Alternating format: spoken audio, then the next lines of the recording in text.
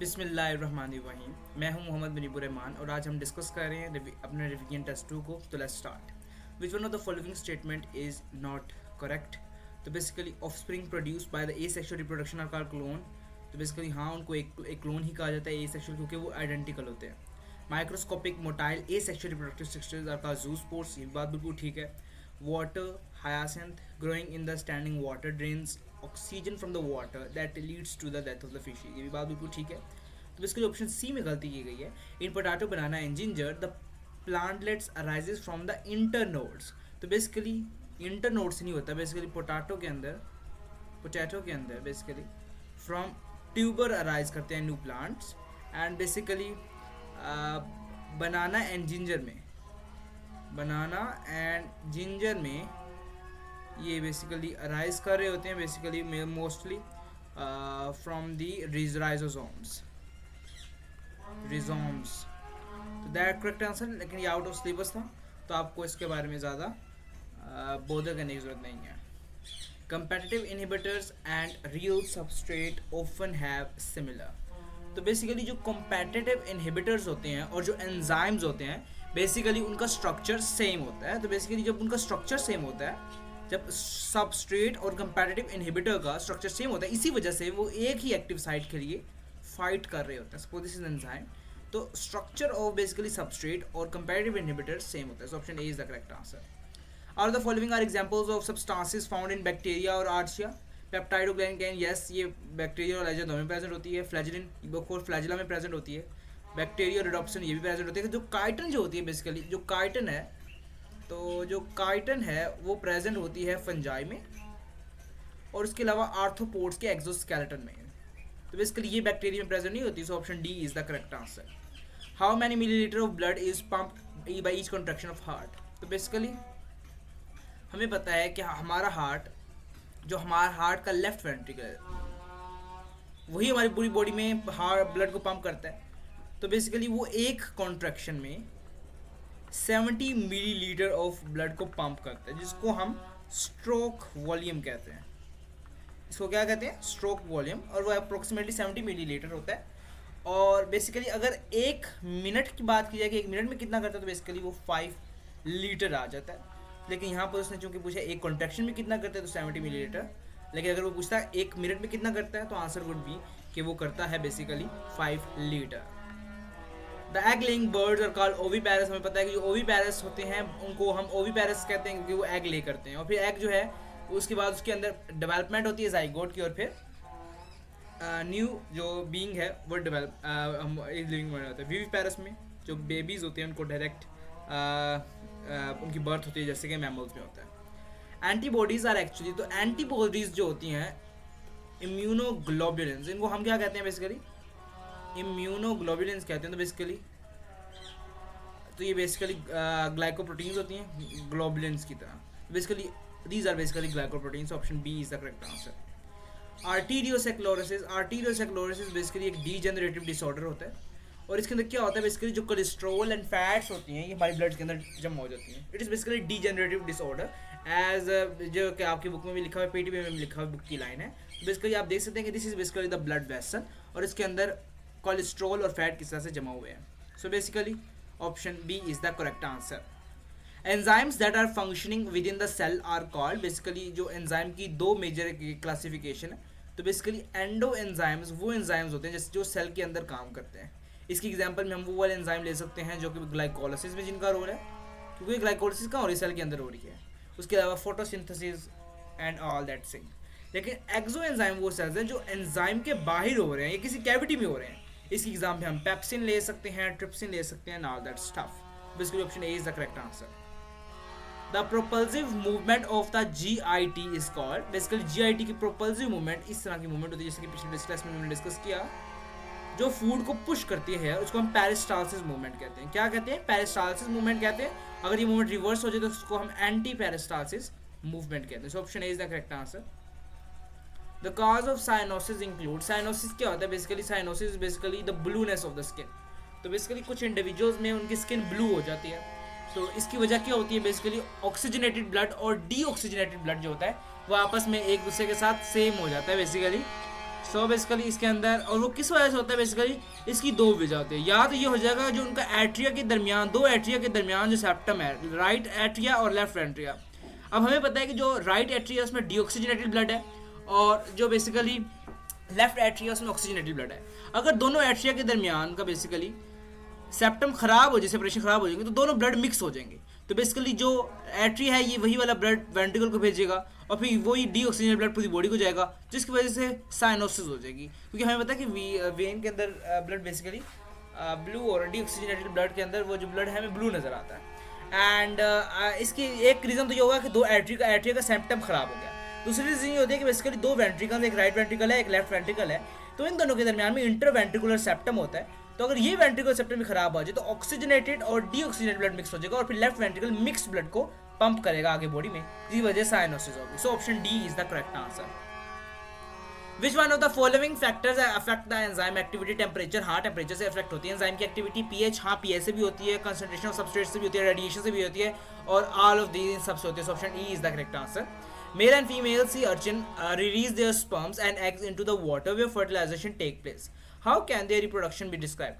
हमें पता है कि बेसिकली आप इन ऑप्शन में आपने देखा होगा, तो basically option C is the correct answer. This is basically sexual reproduction और उसके अंदर डिसिमिलर ऑफस्प्रिंग प्रेजेंट। असल में ये होता है कि बेसिकली जो डिफरेंट एक्वेटिक एनिमल्स हैं वो अपने जो स्पर्म्स हैं और एग्स हैं उनको वाटर में ही रिलीज कर देते हैं और वाटर में ही वो आपस में फ्यूज करते हैं, जिसको हम बेसिकली एक्सटर्नल फर्टिलाइजेशन कहते हैं। क्या कहते हैं? एक्सटर्नल फर्टिलाइजेशन कहते हैं। But of course external fertilisation is part of the is a type of sexual reproduction. So basically it is the part of the sexual reproduction जिसके अंदर डिसिमिलर ऑफस्प्रिंग बनते हैं। उसकी वजह क्या होती है? बेसिकली क्योंकि स्पर्म मेल से आ रहा है और एग फीमेल से आ रहा है, जिसकी वजह से जेनेटिक मेकअप चेंज होता है। So option C is the correct answer. The cause of behind vomiting, जैसे कि मैंने आपको बताया, जैसे मैंने पीछे में डिस्कस किया था कि basically this movement is called propulsive movement is called peristalsis. अगर यही मूवमेंट उल्टी हो जाए जिसको हम एंटी पेरिस्टाल्सिस कहते हैं और इसके अंदर बेसिकली वॉमिटिंग हमें आ रही होती है। So that's why option B is the correct answer. What is the length of duodenum in centimetre? To 20 to 25 centimetre according to federal. So basically option B is the correct answer. The condition with abnormal amount of fats, basically abnormal amount of fat, कोई भी किसी बंदे में abnormal amount of fat तो हम क्या कहते हैं? उसको मोटा हो गया। तो this condition is called opacity which is also called the mother of disease. Option D is the correct answer. The pair of salivary gland located behind the jaws, तो बेसिकली जॉज के बिहाइंड जो होता है उसको हम सब mandibular कहते हैं, जो बिहाइंड द जॉज हो। बेसिकली बिलो द टंग को क्या कहते हैं हम? बेसिकली सब लिंगुअल को बिलो द जो सब लिंगुअल है वो बिलो द टंग होता है, और पैरोटिड जो होता है बिहाइंड द ईयर्स। आप ये डायग्राम में भी देख सकते हैं कि this is the parotid gland which is situated in front of the ears, and there is basically the submandibular gland which is located behind the jaws, and this is the sublingual gland situated in the tongue. तो ये diagram आप पहली दफ़ा देख रहे होंगे, तो आप इसको देख सकते हैं। The time when the sex organ start to become active is called, of course we know that जो sex organ होते हैं वो active कब होते हैं? during the puberty. so option D is the correct answer. adulthood हम इसलिए नहीं कहेंगे क्योंकि जो puberty का adulthood basically mature state को कहते हैं, जो कि puberty के बाद आती है। तो puberty के अंदर active हो जाते हैं, तो puberty is the true answer. so option D is the correct answer. the end or complete stop of menstrual cycle, basically complete stop of menstrual cycle को हम menopause कहते हैं। so option D is the correct answer. dash form the weak linkages with the enzymes and their effect can be neutralized completely. तो basically ये किसकी definition है? Basically reversible जो inhibitors होते हैं, जो रिवर्सिबल इनहिबिटर्स होते हैं वो एंजाइम के साथ वीक लिंकेजेस बनाते हैं। तो जो वीक लिंकेज आपस में बनेगा वो इजीली टूट भी सकता है, तो ये टूट जाएगा, वीक लिंकेज टूट जाएंगे। So that's why they are called reversible, क्योंकि इनका इफेक्ट न्यूट्रलाइज किया जा सकता है। तो basically reversible inhibitors. Option B is the correct answer. The entire cell wall of the bacteria is often regarded as single huge molecular complex called, suppose this is the bacterium, इसकी जो cell wall होती है इसको often एक ही unit consider किया जाता है। मैंने सही इतना सी नहीं, मुझे दोबारा बना लीजिए। Okay, suppose this is basically the bacterium और उसकी this is basically the cell wall. ठीक है, इसकी पूरी सेल वॉल को कभी कभी एक ही यूनिट तस्वुर किया जाता है, यानी एक ही मैक्रोमोलिक्यूल तस्वुर किया जाता है, और इसको हम बेसिकली सेकुलस कहते हैं। This is written in the PTB, तो वहाँ पर आप देख सकते हैं। When the division of the cell is in 3 planes, this arrangement is called, basically सार्किना इसको कहते हैं। तो you can see this diagram कि जब एक ही बैक्टीरिया कोकस की फॉर्म होगा तो हम कोकस कहते हैं। जब ये दो कोकस मिलेंगे आपस में तो हम इसको डिप्लोकोकाई कहते हैं। और जब टू डायमेंशन में ये डिवीजन डिवाइड कर रही होती है बेसिकली टू डायमेंशन में, और बेसिकली रेगुलर डिवीजन होती है, उसको हम स्टेफेलोकोकाई कहते हैं। और बेसिकली अगर एक ही लाइन के अंदर डिवीजन हो और लंबी सी चेन हो बैक्टीरिया की बेसिकली तो उसको हम स्ट्रेप्टोकोकाई कहते हैं। और सार्सिना बेसिकली 3 डायमेंशनल डिवीजन है, इसके अंदर 8 जो है bacteria in the form of cube exist करते हैं। और टेट्राड में 2 डायमेंशनल डिवीजन है जिसके अंदर बेसिकली 4 बैक्टीरिया एग्जिस्ट कर रहे होते हैं। दैट्स वाई इसके अंदर सार्किना की बात हो रही है, because it is basically 3 planes के अंदर सार्किना जो कि क्यूब की फॉर्म में एग्जिस्ट करता है। Bacterial death rate is equal to the birth rate. तो बेसिकली हम इसके लिए आप ये वाली फिगर देख सकते हैं बेसिकली। तो बेसिकली जो बैक्टीरिया की जब हमने ग्रोथ करवाई तो उसकी 4 फेजेस आती हैं। एक उसकी आती है लैग फेज, जिसके अंदर जो बैक्टीरिया है वो प्रिपेयर कर रहे होते हैं अपने आप को और उसमें कोई डिवीजन नहीं होती। उसके बाद लॉग फेज होती है जिसके अंदर बैक्टीरिया जो होता है वो सैंपल में रैपिडली ग्रो कर रहा होता है, उसको लॉग फेज कहते हैं। फिर हमारे पास स्टेशनरी फेज आ जाती है, क्योंकि जो पहले बैक्टीरिया प्रोड्यूस होते हैं वो बूढ़े हो जाते हैं और फिर वो मरना शुरू हो जाते हैं due to the lack of resources. So basically इसको स्टेशनरी फेज कहते हैं because the number of new bacteria being produce equal to the number of bacteria dying. तो जितने प्रोड्यूस हो रहे हैं उतने ही मर रहे हैं, तो बेसिकली कोई पॉपुलेशन में इंक्रीज जाता है, इसको स्टेशनरी फेज कहते हैं। और फिर न्यूट्रिएंट्स की कमी की वजह से बाद में बैक्टीरिया की डेथ होना शुरू हो जाती है, जिसको डेथ और डिक्लाइन फेज कहते हैं। सो बेसिकली इसके अंदर उसने बात किया कि number of death equal to number of new bacteria being produce, it is basically the stationary phase. Break down of endometrium during the menstruation is basically हमें पता है कि मेंस्ट्रुएशन के अंदर जब ओव्यूलेशन हो जाती है बेसिकली ओव्यूलेशन हो जाती है और जो एग और रिलीज हुआ था ओवम वो फर्टिलाइज नहीं होता, फर्टिलाइजेशन उसकी नहीं होती। और फिर जो हमारे पास जो कार्पस ल्यूटियम है वो डीजेनरेट होना शुरू हो जाता है। कार्पस ल्यूटियम की डीजेनरेशन की वजह से प्रोजेस्टेरोन जो है उसका लेवल कम होना शुरू हो जाता है, तो प्रोजेस्टेरोन का लेवल डिक्रीज करना शुरू कर देता है, जिसकी वजह से जो एंडोमीट्रियम पे इसका इफेक्ट था, स्पॉन्जी इफेक्ट था या सपोर्टिव इफेक्ट है, वो खत्म हो जाता है। तो एंडोमीट्रियम शेड होना शुरू हो जाती है और in the form of blood ये हमारी बेसिकली मेंस्ट्रुएशन हो जाती है। So option B is the correct answer. The muscle condition resulting from the accommodation of lactic acid and ionic imbalance, basically this is the definition from PTB के। इसके अंदर जब muscle के अंदर जब हम ज़्यादा काम करते हैं किसी मसल के अंदर तो उसमें लैक्टिक एसिड जमा हो जाता है। लैक्टिक एसिड चूंकि एक एसिड है जिसकी वजह से आयनिक इम्बैलेंस आ जाता है, क्योंकि ये एसिड है प्रोटॉन प्रोड्यूस करेगा, तो आयनिक बैलेंस के आने की वजह से क्या होगा बाद में इसलिए मसल फटीग हो जाएगी। So option B is the correct answer. Discharge of ovum और secondary oocyte from the ovary on graafian follicle, जैसे कि मैंने आपको बताया कि ओव्यूलेशन किस प्रोसेस को कहते हैं। बेसिकली हमारे पास एक फॉलिकल होता है जिसको हम कहते हैं ग्राफियन फॉलिकल। वो कौन सा फॉलिकल होता है बेसिकली मैं आपको बताता हूँ कि जो मेच्योर फॉलिकल होता है जो इसको हम ग्राफियन फॉलिकल कहते हैं, इसके अंदर एग होता है, ठीक है। अब जब ये रिलीज कर देगा इस ओवम को तो इस प्रोसेस को हम कहते हैं ओव्यूलेशन बेसिकली, या फिर इसको दूसरे अल्फाज में ये कहेंगे कि ग्राफियन फॉलिकल ओवरी में प्रेजेंट था, तो बेसिकली ओवरी से जब एक एग जो है वो रिलीज हो गया तो इसको हम कहते हैं ovulation. So option D is the correct answer. Uterus open into the vagina, आप इस डायग्राम में देख सकते हैं basically this is the uterus, हम को रिवाइज भी कर लेते हैं पूरी, and this is basically the vagina. तो बेसिकली यूट्रस और वेजाइना के दरमियान क्या है, सर्विक्स प्रेजेंट है which is the basically the narrow opening. इसके अलावा हम बाकी चीज़ें भी रिवाइज कर लेते हैं अरेंजमेंट देखने के लिए। This is the ovary, this is basically fallopian tube, fallopian tube को देख सकते हैं। This is the egg basically in the proximal part of the fallopian tube, this is basically the fundus, ये वो पार्ट होता है जो फिलोपियन ट्यूब की तरफ होता है। Then we have basically the endometrium जो कि प्रोजेस्टेरोन ने डेवलप करवाई थी, then we have basically the myometrium and then we have the epimetrium. So basically ये हमारे साथ अरेंजमेंट थी, लेकिन उसके अंदर सवाल क्या पूछा था कि जो यूट्रस होती है वो वेजाइना में किसके जरिए ओपन करती है, बेसिकली सर्विक्स के जरिए ओपन करती है। The type of inhibition in which the inhibitor has no structural similarities of substrate, जैसे कि हमने पहले डिस्कस कर लिया कि अगर बेसिकली अगर इनहिबिटर की स्ट्रक्चरल सिमिलैरिटी है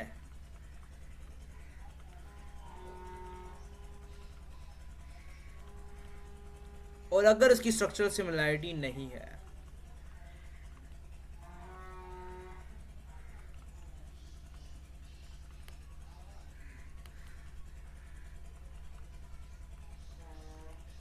तो बेसिकली अगर स्ट्रक्चर सिमिलैरिटी होगा तो बेसिकली वो एक्टिव साइट के लिए कंपेयर करेगा, सो बेसिकली कम्पीट करेगा।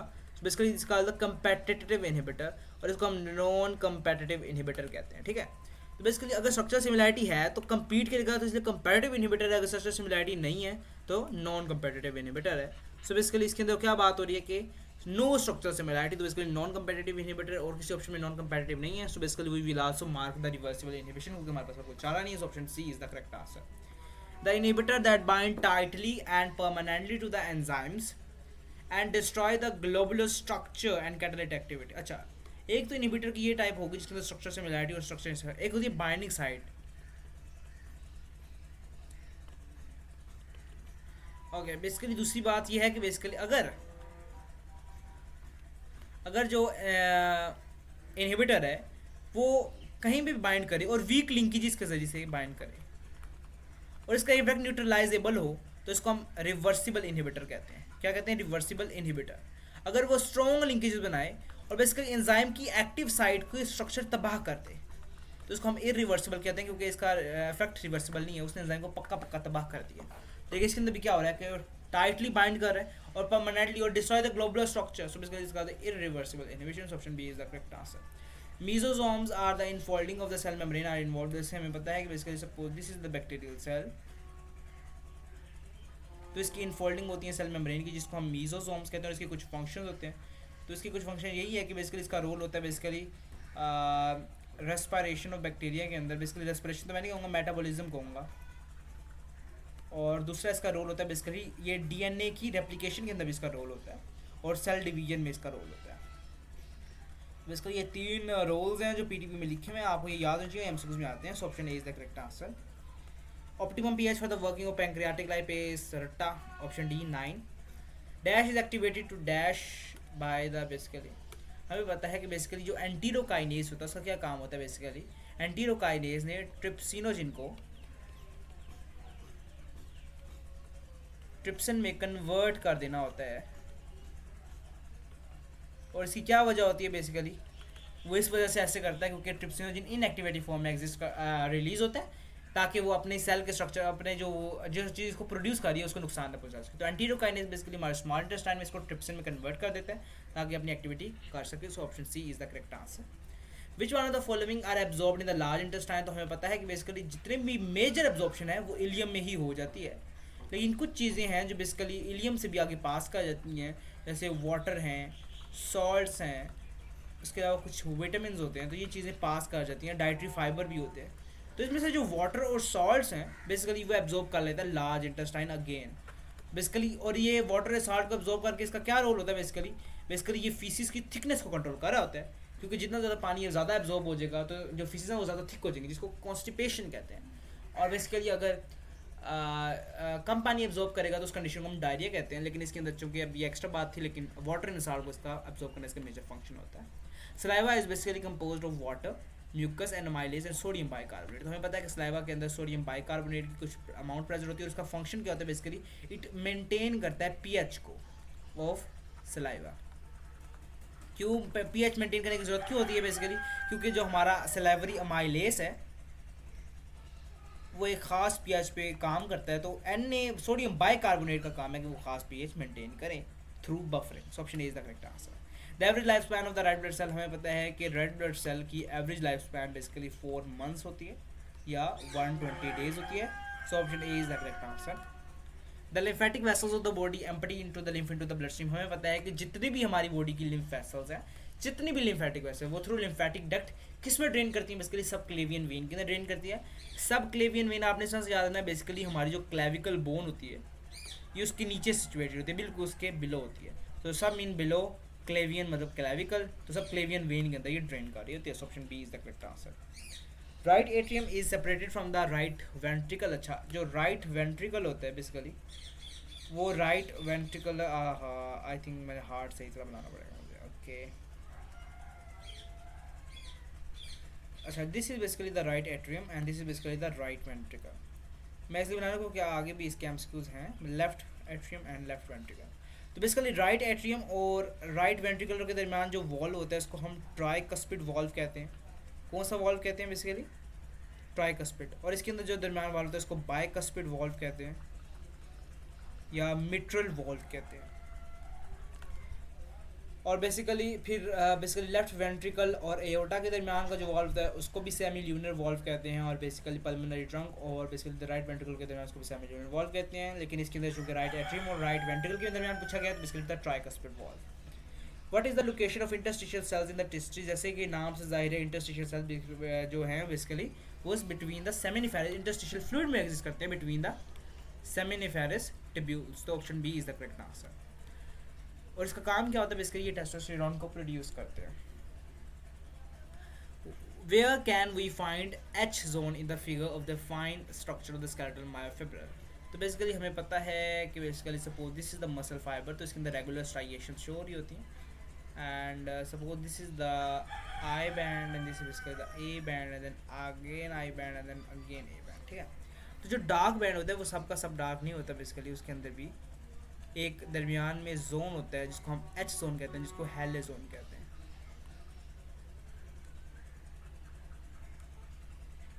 So basically this is the I band, this is also the I band और this is basically the A band।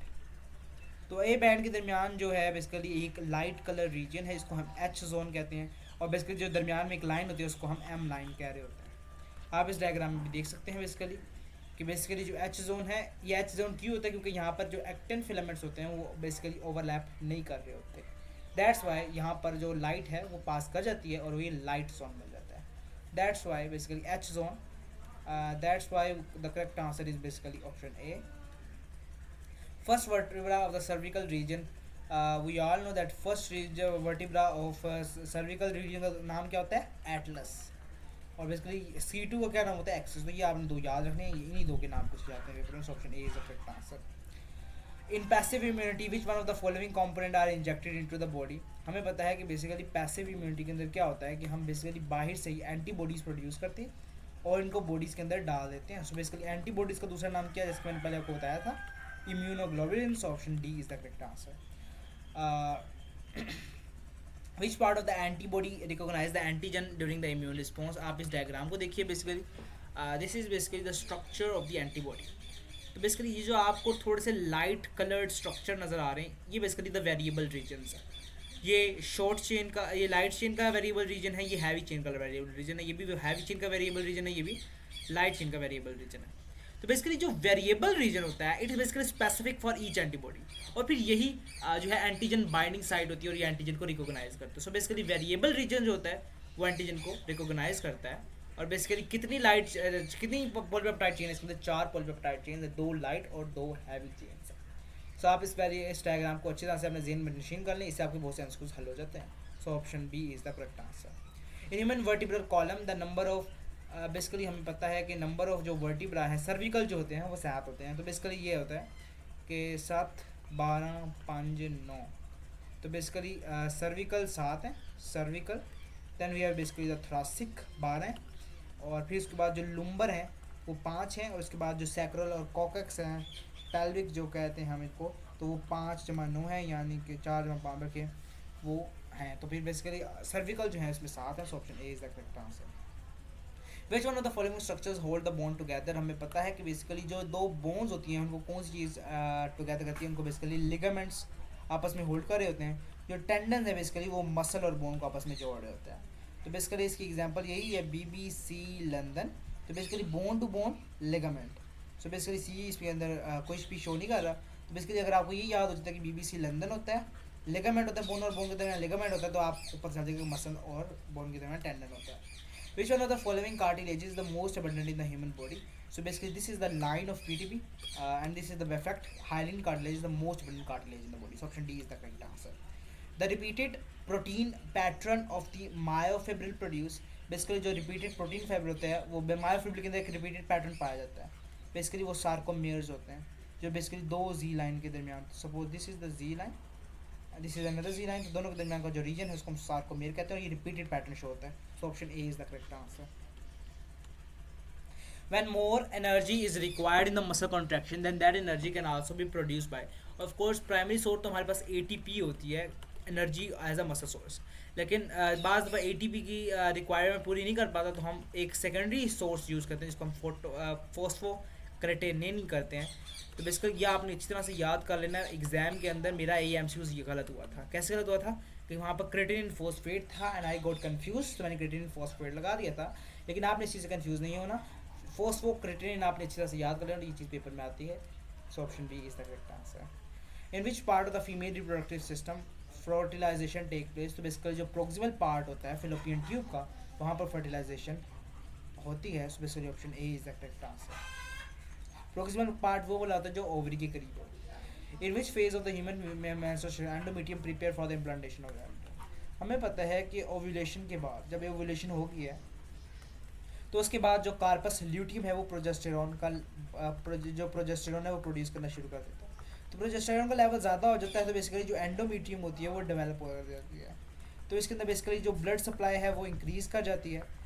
तो ब्लड सप्लाई की इंक्रीज़ करने की वजह से जो है बेसिकली जो हमारी यूट्रस होती है उसको प्रिपेयर किया जा रहा होता है. So option C is the correct answer. Secretory phase के अंदर होता है. इस फेज को क्या कहते हैं? सिक्रेटरी फेज कहते हैं. क्यों कहते हैं? क्योंकि इसके अंदर different glycogen and different substances को प्रोड्यूस भी किया जाता है ताकि एम्ब्रियो की सही तरह से बेसिकली न्यूट्रिशन हो सके. So option C is the correct answer. Which one of the following is an example of competitive inhibitor. आप सब अपने एग्जाम्पल बुक्स में पढ़ते हैं. बेसिकली जो मालोनेट है या आपकी सब की एग्जाम्पल बुक में मेलोनेट की एग्जाम्पल दी होती है as a competitive inhibitor. So option D is the correct answer. The specific substances that fit on the enzyme surface and is converted to the product is called.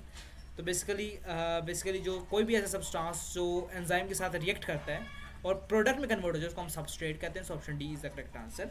Enzyme have what effect on the end product. तो basically according to the PTB enzyme don't have any effect on the basically ये characteristic of enzyme में लिखा होता है जो enzyme है वो and product की कोई इफेक्ट नहीं करता. So option C is the correct answer. Name the structure from which the appendix is formed. Of course we know that basically जो सीसम होता है उसी की एक, जैसे suppose this is basically so large intestine. तो जो सीसम होता है उसकी एक फिंगर लाइक प्रोजेक्शन होती है जिसको हम अपेंडिक्स कहते हैं. और बेसिकली ये लिम्फॉइड ऑर्गन है. तो इसको जब ये स्वोलन कर जाती है तो अपेंडिसाइटिस के जरिए से रिमूव कर दिया जाता है अपेंडेक्टोमी के जरिए से. So option B is the correct answer. Identify the cell which secrete HCl. तो of course we know that in gastric gland HCl कौन प्रोड्यूस करता है? parietal. इनका दूसरा नाम क्या होता है? Zonic cells. तो बेसिकली ये चीज़ें हम पुराने टेस्ट में डिस्कस कर चुके हैं, इसलिए हम इसको दोबारा से इतना गहराई में डिस्कस नहीं करते क्योंकि आप ये चीज़ें बार बार देख रहे होते हैं तो आपको याद हो जाती हैं. So that's why. और आज का वैसे टेस्ट भी बहुत लंबा है. So I am basically doing the discussion in very short. The site where the most absorption of the digestive food take place.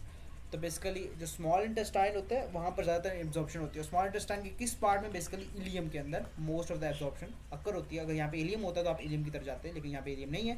So basically small intestine is the correct answer. In the oral cavity the main function of sodium bicarbonate, जैसे कि हम पहले discuss कर चुके हैं कि sodium bicarbonate का main function क्या होता है? बेसिकली इसे स्टेबलाइज करना है पीएच ऑफ सलाइवा. और इसकी स्टेबलाइजेशन क्यों ज़रूरी होती है? ताकि जो सलाइवरी अमाइलेज है वो अपनी एक खास पीएच पर एक्ट कर सके. So option B is the correct answer. Among the following include the A granulocyte. हमें पता है कि बेसिकली वाइट ब्लड सेल्स को हम दो क्लासेस में डिवाइड करते हैं. एक होती है ए ग्रेन्यूलोसाइट्स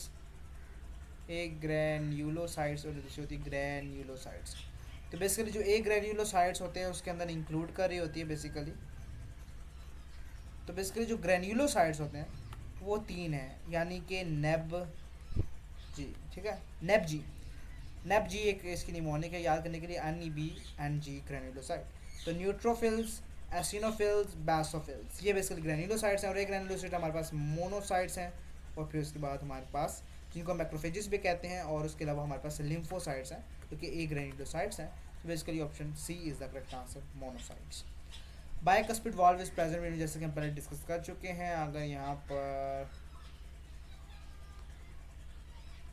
तो बेसिकली हमें पता है कि बेसिकली जो ट्राइकस्पिड वाल्व होता है वो राइट एट्रियम और राइट वेंट्रिकल के दरमियान में एग्जिस्ट करता है. लेकिन जो बाइकस्पिड वाल्व होता है जिसका दूसरा नाम मिट्रल वाल्व भी है वो बेसिकली लेफ्ट वेंट्रिकल और लेफ्ट एट्रियम के दरमियान एग्जिस्ट करता है. So that's why option A is the correct answer. The single cardiac cycle last about, ये फैक्ट है कि सिंगल कार्डियक साइकिल 0.8 सेकंड के लिए लास्ट करता है. So option B is the correct answer. ये डायग्राम देखिए और इसके अंदर बेसिकली आप बताएंगे हैवी चेन कौन सी है. So we all know that 5 is the heavy chain. हम बाकी स्ट्रक्चर्स को भी रिकॉग्नाइज कर लेते हैं. तो 1 is basically the variable region, 2 is the constant region, 3 is the disulphide bond, 4 is the light chain and 5 is the heavy chain. So लेकिन उसके अंदर हैवी चेन कौन सी है? तो basically the 5. So option E is the correct answer. The induction of immunity by the artificial introducing antigens. अगर artificially induce करें आर्टिल अंजाम तो हम उसको बेसिकली कहते हैं आर्टिफिशियल एक्टिव इम्यूनिटी कहते हैं। जैसे वैक्सीन इसकी बेसिकली एग्जांपल है कि उसके अंदर हम बेसिकली वीकेंड एंटीजेंस डालते हैं जिसकी वजह से हमारी बॉडी खुद प्रोड्यूस करती है। So it is basically the type of active immunity और artificial active immunity. So option C is the correct answer. In case of snake bite venom passive immunity is produce by the antitoxins, so this serum is called. तो basically ऐसा serum जिसके अंदर antibodies को mix किया जाए, यानी serum plus antibodies, उसको हम कहते हैं एंटी सीरम। तो यही अगर serum basically anti snake venom के खिलाफ हो तो उसको कहते हैं anti venom serum. So basically option A is the correct answer, anti venom serum, क्योंकि ये स्नेक वेनम के अगेंस्ट काम कर रहा है। क्लेविकल इज प्रेजेंट, जो क्लेविकल बोन होती है जिसको हम ब्यूटी बोन भी कहते हैं, बेसिकली ये पेक्टोरल गर्डल यानी कंधे में प्रेजेंट होती है। So clavicle is basically present in the pectoral girdle.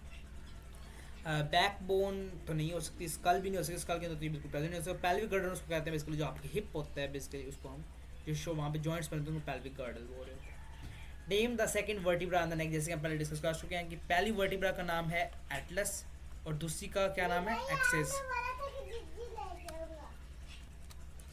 So that's why पहली सर्विकल वर्टिब्रा का नाम एटलस है, दूसरी का एक्सिस है। So option B is the correct answer. Second के बारे में पूछा गया है which one of the following bacteria is equal in size to hyphen, basically ये एलोपिसियम फिशलसोनी और basically the largest bacteria. Option D is the correct answer. Antibodies consist of, जैसे कि मैंने पहले डिस्कस कर लिया कि it has 4 chains, 2 heavy and 2 light chains. Option B is the correct answer. The optimum pH for the enzyme urease, option B 7। Which one of the following is not part of first line of defence. तो first line of defence basically external चीज़ें होती हैं, जैसे इसके अंदर include होती हैं हमारी प्रोटेक्टिव म्यूकस शामिल होते हैं, स्किन होता है, तो ऑल एसोसिएटेड स्ट्रक्चर्स। और सेकंड के अंदर बेसिकली मैक्रोफेजेस होते हैं, फेगोसाइट्स होते हैं बेसिकली, और जो थर्ड लाइन ऑफ डिफेंस है इसके अंदर लिम्फोसाइट्स होते हैं। सो दैट्स वाई इसके अंदर पहले के बारे में पूछा गया है which is the note the part of first. Sebum part होता है, पर्सपायरेशन यानी पसीना ये भी पार्ट होता है, एपिडर्मिस ये भी पार्ट होता है फर्स्ट लाइन ऑफ डिफेंस का। लेकिन जो बेसिकली क्योंकि ये सारी चीज़ें स्किन से रिलेटेड है, लेकिन जो इंटरफेरोन है these are basically produced by the lymphocytes और they are not part of the first line of defence, they are the part of third line of defence. Option C is the correct answer. In ECG QRS complex represent, इसके लिए आप ये diagram देखें। This is the P wave, then we have the QRS wave, then we have the T wave। तो जो P wave है ये हमारे पास एट्रियल डीपोलराइजेशन को शो करती है, जो QRS कम्प्लेक्स है ये हमारे पास वेंट्रिकुलर डीपोलराइजेशन को शो करती है, and we have the T wave जो हमारे पास डीपोलराइजेशन ऑफ वेंट्रिकल को शो कर रही होती है। सो आप देख सकते हैं कि बेसिकली बाकी चीज़ें QRS इंटरवल और PR इंटरवल तो आपको पता ही है, that's Y will not discuss that. तो मैंने तो 3 बता दी। इसके अंदर पूछा गया QRS कम्प्लेक्स में तो वेंट्रिकुलर सिस्टोल यानी वेंट्रिकुलर डीपोलराइजेशन को शो कर रही होती है। तो बेसिकली अब इसके अंदर सिस्टोल के बारे में पढ़ लेते हैं। P wave atrial systole, QRS complex ventricular systole, and basically the diastole T wave diastole को शो करती है यानी डीपोलराइजेशन को। The vein differ from the artery in having, of course we have basically the vein के अंदर valves present होते हैं, और इनकी ज़रूरत इसलिए होती है बेसिकली क्योंकि हमारे पास हार्ट्स जो है वो तो पंप कर सकता है ब्लड को बॉडी की तरफ, लेकिन हमारे पास बॉडी के पास कोई ऐसा पंप नहीं है कि वो दोबारा हार्ट की तरफ भेजे, और हमें अगेंस्ट से ग्रेविटी मूव करना था। तो इसके लिए हमारी वेन के अंदर कुछ वॉल्स प्रेजेंट होते हैं और बेसिकली वो डायरेक्शन ऑफ ब्लड को टुवर्ड द हार्ट मूव कराते हैं। So option D is the correct answer. Okay, this is the reaction. Now chemistry started. P plus QRS and described as zero order reaction with respect to P। तो basically अगर मैं कह दूं कि suppose this is the reaction P plus Q R plus S, और अगर मैं कह दूं कि this is basically the zero order reaction with respect to P, यानी कि रेट इक्वेशन क्या बन जाएगी कि P0 एंड Q1, तो वो 0 को 1 हो जाएगा बेसिकली। तो दैट्स वाई जो रेट है वो सिर्फ Q की कंसंट्रेशन पर डिपेंड करेगा, यानी P की कंसंट्रेशन पर डिपेंड नहीं करेगा। So option D is the correct answer. The rate of the reaction is independent of the concentration of P। Which one of the following carboxylic acid is most acidic, जैसे कि मैं पहले आपको discuss कर चुका हूँ, ये ट्रेंड मैंने आपको बता दिया हुआ है, लेकिन फिर हम दोबारा डिस्कस कर लेते हैं कि suppose this is the C, अगर इलेक्ट्रोनेगेटिव एलिमेंट कोई लगा हो, जितना ज़्यादा इलेक्ट्रोनेगेटिव एलिमेंट की, suppose this is the chlorine, और then we have basically other element में क्लोरीन की जगह मैं फ्लोरीन लगा देता हूँ, तो फ्लोरीन वाला जो एसिड है वो ज़्यादा स्ट्रॉन्ग होगा, क्योंकि जितनी ज़्यादा इलेक्ट्रोनेगेटिव एलिमेंट्स के साथ जुड़ा होगा उतनी ज़्यादा एसिडिटी बढ़ जाती है। इसकी वजह ये होती है बेसिकली कि जो इलेक्ट्रोनेगेटिव एलिमेंट है वो अपनी तरफ सारे इलेक्ट्रॉन्स को खींच लेता है, जिसकी वजह से ऑक्सीजन पे चार्ज कम हो जाता है, और ऑक्सीजन का जो इसका जो एनाइन बनेगा वो स्टेबल होगा। तो बेसिकली स्टेबल बनेगा, तो that's why acid is basically the strong one. तो जितना ज़्यादा इलेक्ट्रोनेगेटिव एलिमेंट लगा होगा उतना ज़्यादा स्ट्रॉन्ग होगा। उसके अलावा अगर नंबर ऑफ जो इलेक्ट्रोनेगेटिव एलिमेंट है वो साथ लगाओ, number of electronegative elements increase करे, उसकी वजह से भी एसिडिटी बढ़ती है, और उसकी वजह भी यही होती है कि मोर इलेक्ट्रॉन विदड्रॉइंग इफेक्ट। उसके अलावा अगर ये डिस्टेंस का भी इस पर इफेक्ट होता है कि suppose this is basically the acid, तो अगर क्लोरीन यहाँ पर लगाओ तो इसका डायरेक्ट इफेक्ट है इसके ऊपर, और अगर यही क्लोरीन यहाँ पर लगाओ तो इसका बहुत मुश्किल से इफेक्ट कार्बन तक जाता है। सो दैट्स वाई अगर डिस्टेंस ज़्यादा हो तो एसिडिटी कम डिक्रीज करती है। तो हम यही सारे फैक्टर लगाते हैं बेसिकली। तो ऑप्शन ए के अंदर हम देखते हैं बेसिकली जो क्लोरीन है वो दूसरी कार्बन में मौजूद है, so this is not as much acidic, क्योंकि पहली कार्बन में होता तो हम इसको कंसिडर कर सकते थे।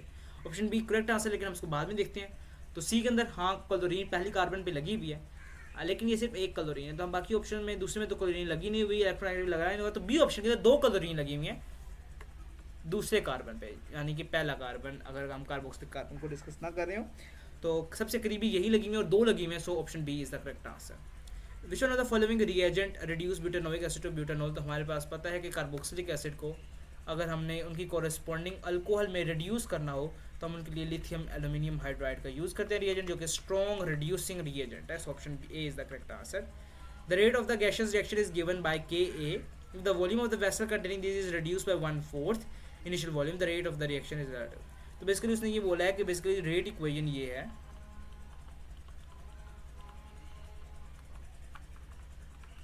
अच्छा तो मतलब कि रेट ए की कंसंट्रेशन पे भी डिपेंड कर रहा है और बी की कंसंट्रेशन पे भी डिपेंड कर रहा है।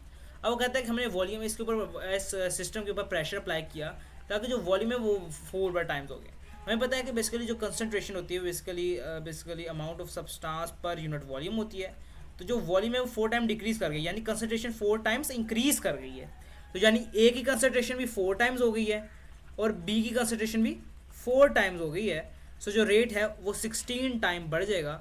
So that's why 16 time increase करेगा। So option A is the correct answer. Ethyl iodide and N-propyl iodide are allowed to undergo Wurtz reaction. The alkane which not be obtained.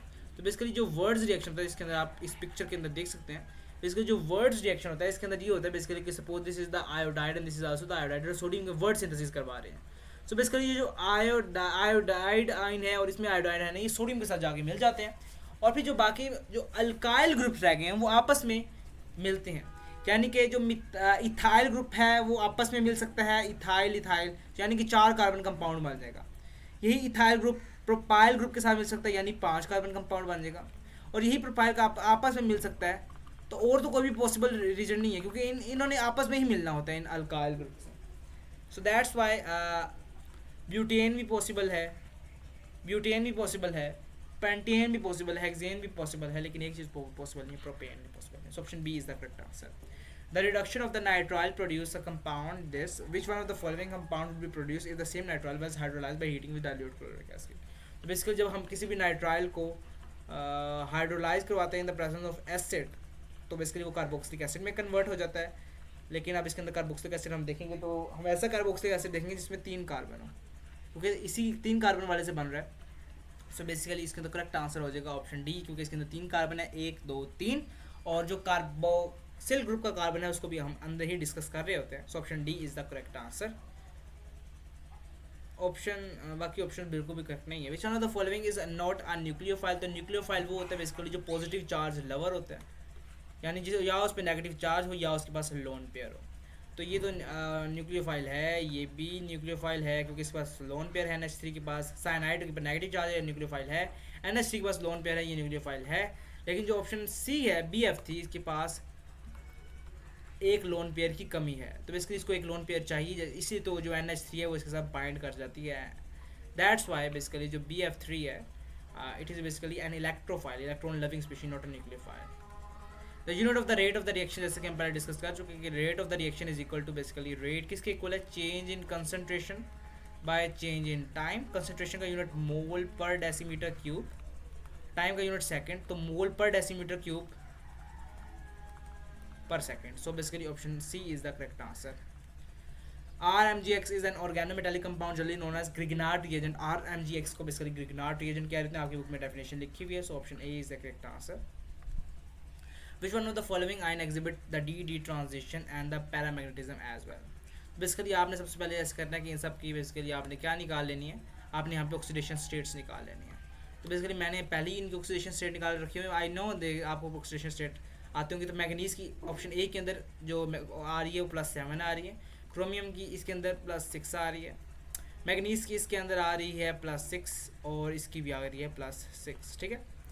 So that's Y अब आप इनके अंदर ये देखना है कि बेसिकली जो मैग्नीज़ है उसकी मैक्सिमम ऑक्सीडेशन स्टेट कितनी हो सकती है, 7 हो सकती है।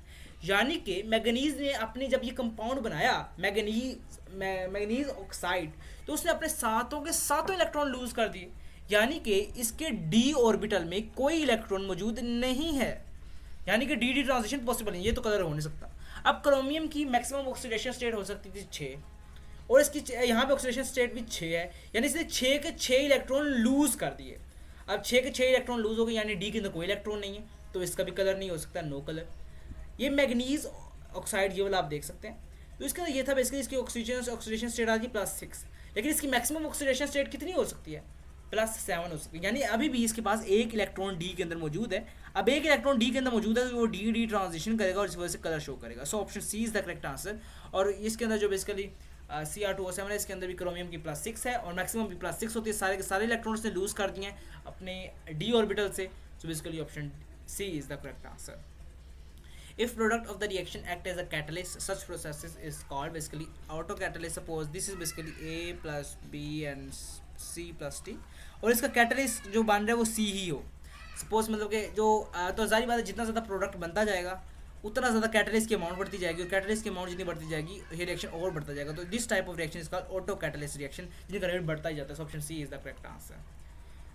The chemical reaction in which the reaction require high amount of activation energy, जिन रिएक्शंस को एक्टिवेशन एनर्जी की अमाउंट ज़्यादा चाहिए होती है बेसिकली वो स्लो रिएक्शंस होते हैं। क्यों? क्योंकि उनको एनर्जी बैरियर क्रॉस करने के लिए ज़्यादा एनर्जी चाहिए होती है, that's why they are slow reaction.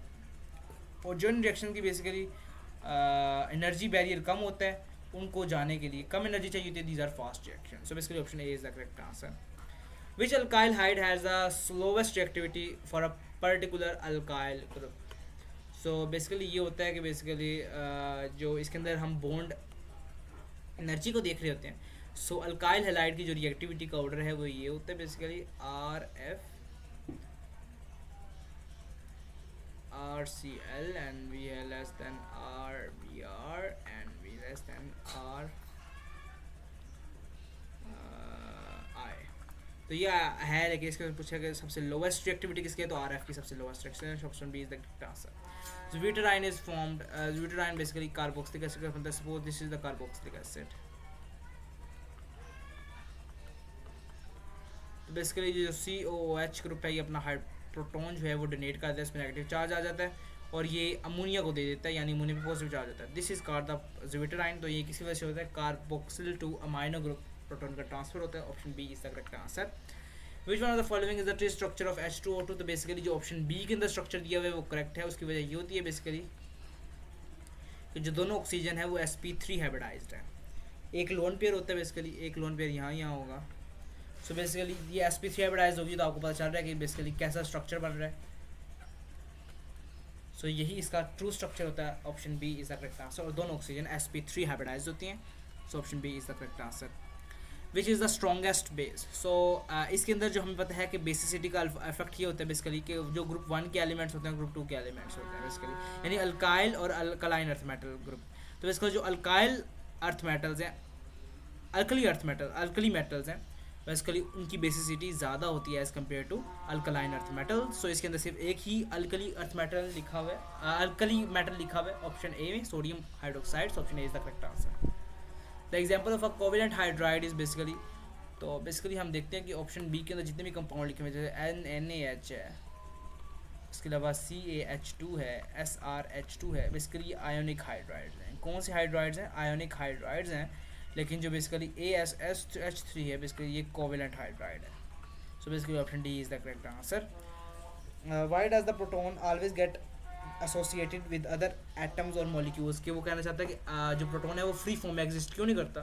तो हम बाकी ionization enthalpy of sodium resemble that of alkali metal, कोई सेंस नहीं बनती। Its activity similar to halogen, कोई सेंस नहीं बन रही। It resembles both alkali metals and halogen, ये भी कोई सेंस नहीं बनती। तो इसका option D is the correct answer. Loss of electron from the hydrogen atom result in a nucleus of very small size as compare to other atoms. Due to high charge density can not exist. इसकी वजह ये होती है basically कि जो proton होता है basically, यानी कि ये हाइड्रोजन आयन, ये इलेक्ट्रॉन एक लूज करता है तो प्रोटॉन में कन्वर्ट होता है। तो बेसिकली अब इसके पास सिर्फ एक प्रोटॉन है और इसका साइज़ बहुत ज़्यादा कम है। तो बेसिकली चार्ज इसका 1 के इक्वल है लेकिन साइज़ का बहुत कम है, तो इसकी चार्ज डेंसिटी बहुत ज़्यादा होती है। तो चार्ज डेंसिटी के ज़्यादा होने की वजह से ये स्टेबलाइज नहीं और ये किसी बेसिकली किसी के साथ एसोसिएटेड फॉर्म में एग्जिस्ट करता है। So option D is the correct answer. Which of the following has a maximum number of unpaired D electrons. तो बेसिकली इसके लिए आपने इलेक्ट्रॉनिक कन्फिग्रेशन लिखनी है इन सब की। तो मैं बेसिकली मैग्नीशियम तो आपको पता है कि इसकी इलेक्ट्रॉनिक Mg2+ की तो अपनी नियरेस्ट नोबल गैस के करीब होगी। So this can not B correct क्योंकि हमने maximum number of unpaired electron निकालने हैं। तो बेसिकली जो जो टाइटेनियम 3+ आयन है उसकी जो आप यहाँ पर देख सकते हैं कन्फिग्रेशन में, यहाँ पर लिखूँगा नहीं ताकि आपका टाइम वेस्ट ना हो। तो बेसिकली जो विनाडियम है उसकी 3+ ऐड करते हैं तो बेसिकली उसकी कन्फिग्रेशन ये हो जाती है, यानी इसके पास 2 अनपेयर्ड इलेक्ट्रॉन्स हैं और टाइटेनियम के पास 1 अनपेयर्ड इलेक्ट्रॉन है, यानी कि वी के पास 2 हैं और टी के पास 1 है। तो हमारे पास iron is the correct answer जिसके पास 4 अनपेयर्ड इलेक्ट्रॉन होते हैं। तो basically option D is the correct answer. इसके लिए आपको इलेक्ट्रॉनिक कन्फिग्रेशन ट्रांजिशन मेथड कम से कम याद होनी चाहिए, नहीं तो आप लिख लिया करें इनको साइड पेपर पे। कैटलिस्ट, बेसिकली कैटलिस्ट का क्या काम होता है? Increase the rate of forward reaction. नहीं, जो कैटलिस्ट होता है वो फॉरवर्ड और रिवर्स दोनों रिएक्शन की स्पीड को इंक्रीज कर देता है। So option B is the correct answer. Change the equilibrium position, नहीं है, इक्विलिब्रियम पोजीशन को चेंज नहीं करता। Option B is the correct answer. Alkyl halides on reaction with alcohol, जब भी हमें पता है कि अल्काइल हैलाइड्स जो हैं वो अल्कोहल के साथ रिएक्शन करते हैं, ये मेरे खास यहाँ पे रिएक्शन लिखा भी है, जब alkyl halides react with basically the alcohol in the presence of alkoxide ion, तो बेसिकली हमारे पास ईथर प्रोड्यूस होती है। तो इसके अंदर बेसिकली कार्बन ऑक्सीजन का बॉन्ड टूट जाता है और कार्बन हाइड्रोजन का बॉन्ड बनता है। सो बेसिकली इसके अंदर ROR यानी कि ईथर बनेगी, ईथर इसके अंदर ROR की फॉर्म में एग्जिस्ट करती है। So option B is the correct answer. All amino acids contain the functional group. So basically हमें पता है कि अमाइनो एसिड जो होते हैं, suppose this is basically the amino acid, R group, H group, COOH group and NH2 group. तो इसके पास एक कार्बोक्सिलिक ग्रुप होता है और एक अमाइनो ग्रुप होता है, ये दोनों चीज़ें लाजमी होती है। कार्बोक्सिलिक ग्रुप का ऑप्शन नहीं है, so basically we will go with amino group. So option A is the correct answer. Strongest acid among the following is, basically we know that acidity जो होती है, अगर कार्बोक्सिलिक एसिड के अंदर R chain का size बढ़ता जाए तो एसिडिटी कम होती जाती है। तो R चेन सबसे कम किस में होती है? बेसिकली फॉर्मिक एसिड में सबसे कम R चेन की लेंथ है जो कि H के इक्वल है। So option A is the correct answer. An ether is prepared by, हमें पता है कि ईथर को हम कैसे प्रिपेयर करते हैं कि जब भी हम किसी कार्बोक्सिलिक एसिड को RCOOH एक अल्कोहल के साथ रिएक्ट करवाते हैं, this basically the reversible reaction, तो हमारे पास जो है ईथर प्रोड्यूस हो जाती है। ठीक है, तो this is basically the ether और एस्टर्स, बेसिकली सॉरी एस्टर्स, मेरी टंग स्लिप की वजह से बोल रहा हूँ, एस्टर्स बन जाते हैं। So option B is the correct answer. Half life period of the first order reaction depend upon, हमें पता है कि बेसिकली जो फर्स्ट ऑर्डर रिएक्शन की हाफ लाइफ होती है 6.T1/2 = 0.693 ओवर K के इक्वल होते हैं। जो ग्रेट कांस्टेंट है वो डिपेंड कर रहा है टेम्परेचर पर, तो that's why half life also depend upon temperature. So option B is the correct answer. In the beta elimination reaction the nucleophile attacks, हमें पता है कि basically suppose beta elimination reaction होते हैं, suppose this is the alpha carbon and this is the beta carbon, इसके साथ hydrogen लगी होती है। तो बेसिकली जो न्यूक्लियोफाइल होता है वो इसी हाइड्रोजन बीटा हाइड्रोजन पर अटैक करता है, जिसकी वजह से ये हैं ये ट्रांसफर हो जाते हैं और बेसिकली एक डबल बॉन्ड बन जाता है। So option B is the correct answer. Acetic anhydride is the product of acetic acid as a result of the following reaction, हमें पता है कि बेसिकली जब हम किसी भी कार्बोक्सिलिक एसिड की डिहाइड्रेशन करवाते हैं, बेसिकली रिमूवल ऑफ वाटर की वजह से उनके दरमियान जो बेसिकली एनहाइड्राइड प्रोड्यूस होते हैं, तो बेसिकली एसिडिक एसिड की डिहाइड्रेशन करवाएंगे तो एसिडिक एनहाइड्राइड बनेगा। So option A B A is the correct answer. In the reversible reaction catalyst lowers the activation energy of, basically जो रिवर्सिबल रिएक्शन है, suppose कोई भी रिवर्सिबल रिएक्शन है तो बेसिकली जो कैटलिस्ट है वो लोअर करता है activation energy forward as well as reverse reaction. ये एमसीक्यूज पहले भी रिपीट हो चुका है, वो इस तरह से रिपीट हुआ है बेसिकली कि बेसिकली जो कैटलिस्ट होता है ये इंक्रीज करता है rate of both forward and reverse reaction, और इसी तरह ये लोअर करता है activation energy of both forward and reverse reaction. So option C is the correct answer.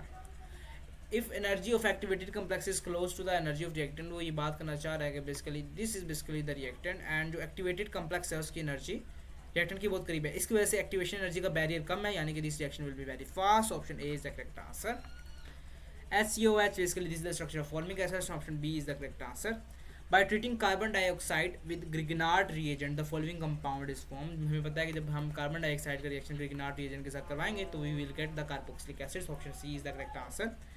Benzyl acetate give us the flavor. This is basically the रट्टा, आपकी book में table बना होगा बेसिकली, तो अगर नहीं बना हुआ तो आप PTB से टेबल देख सकते हैं। टेबल ये PTB में बना हुआ है, so option C is the correct answer, benzyl acetate jasmine. What happen if we react a carboxylic acid with acyl chloride? जब बेसिकली हम acyl chloride के साथ, या आप ये रिएक्शन देख सकते हैं, this is basically the acyl chloride, जब इसके साथ कार्बोक्सिलिक एसिड रिएक्ट करेगा तो बेसिकली हमारे पास एसिडिक एनहाइड्राइड बनेगा प्लस HCl बनेगा। तो दैट्स वाई इसके अंदर हम एसिडिक एनहाइड्राइड देंगे, तो option A is the correct answer. जो रिएक्शंस हैं इनको मैं डिस्कस नहीं कर रहा क्योंकि ये बुक में आपके एज इट इज लिखे होते हैं और आपने इनको आगे किया होता है।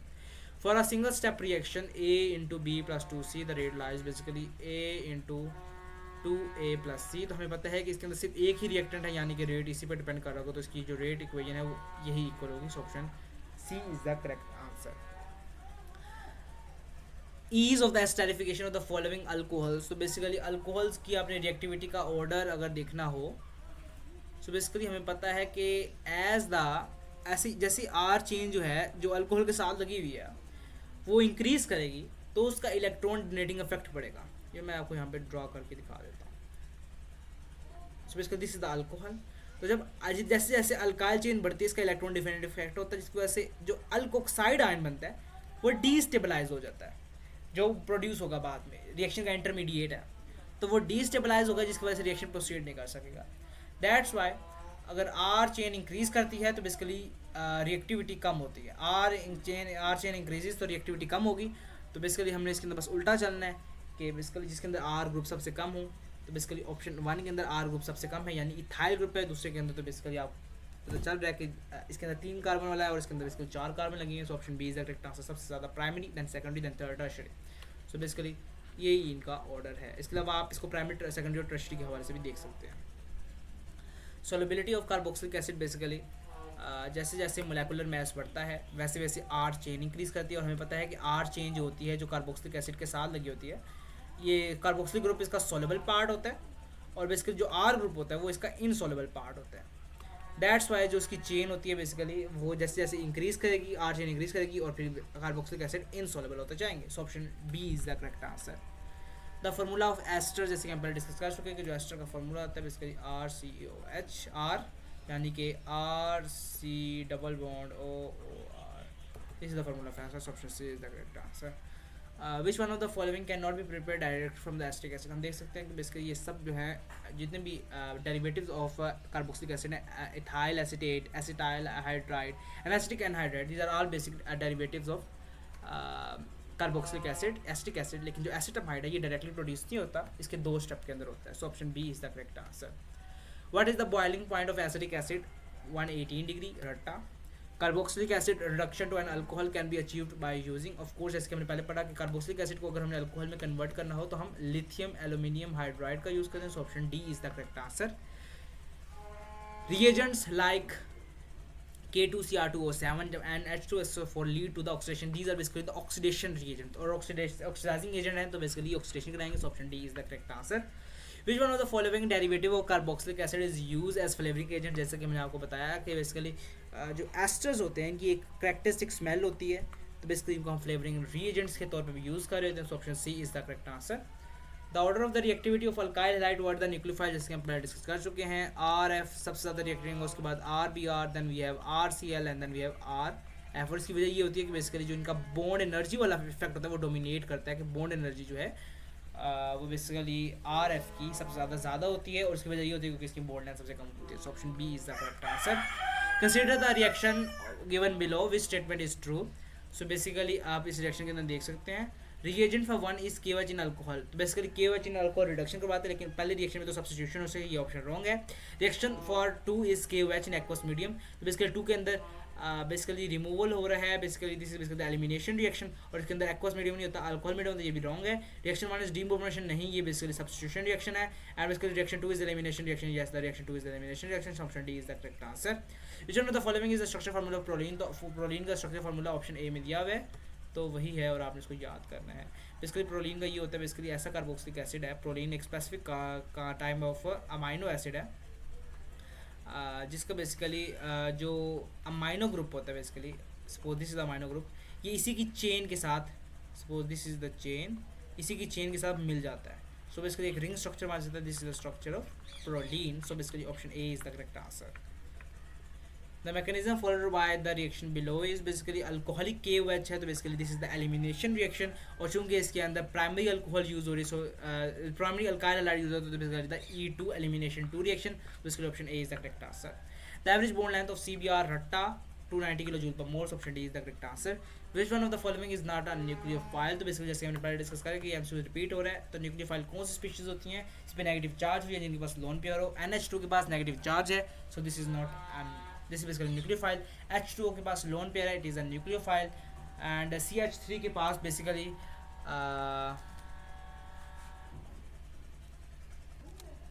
तो बेसिकली जो BF3 है it is basically an electrophile, क्योंकि इसको इलेक्ट्रॉन की जरूरत है, जैसे कि एमसीक्यू बस रिपीट हुआ है। So and this basically the CH3 negative, इस पे नेगेटिव चार्ज है, so this is also nucleophile. Which one of the following is an intermediate compound in S1? हमें पता है कि S1 रिएक्शन में कार्बोकैटायन जो होता है वो इंटरमीडिएट होता है, so option D is the correct answer. ये वाला रिएक्शन बेसिकली आपकी बुक में भी लिखा हुआ है, जब एसिटिक एसिड PCl5 के साथ रिएक्शन करवाता है तो बेसिकली का जो एसिड हैलाइड है वो बनता है plus HCl plus POCl3, so basically option A is the correct answer, acidic halide is produce. Which one of the following is a functional group of carboxylic acid? This is basically the functional carbonyl group, जो कि functional group है aldehyde और ketones का। This is basically the functional group of aldehyde. This is basically the functional group of alcohol, and this is basically the functional group of carboxylic acid, COOH. So option D is the correct answer. Aqueous KOH causes SN reaction in alkyl halide. On which of the following aqueous would like to attack easily? So basically option D is the correct answer, जैसे कि मैं आपको पहले ही reactivity का बता चुका हूँ कि बेसिकली जो आयोडाइड्स होते हैं वो मोस्ट रिएक्टिव होते हैं, उसके बाद ब्रोमाइड, एंड उसके बाद क्लोराइड, एंड देन उसके बाद basically fluoride. So basically option D is the correct answer. Okay, upon hydrolysis of compound XNaH produce. Okay, basically वो कह रहा है कि एक X कंपाउंड है, जब उसकी हमने in the presence of NaOH hydrolysis करवाई, तो बेसिकली हम लिख लेते हैं बेसिकली कौन से दो कंपाउंड बने हैं हमारे पास। एक तो C2H2H2H5OH बना है, और दूसरा हमारे पास CH3COONA बना है, ठीक है।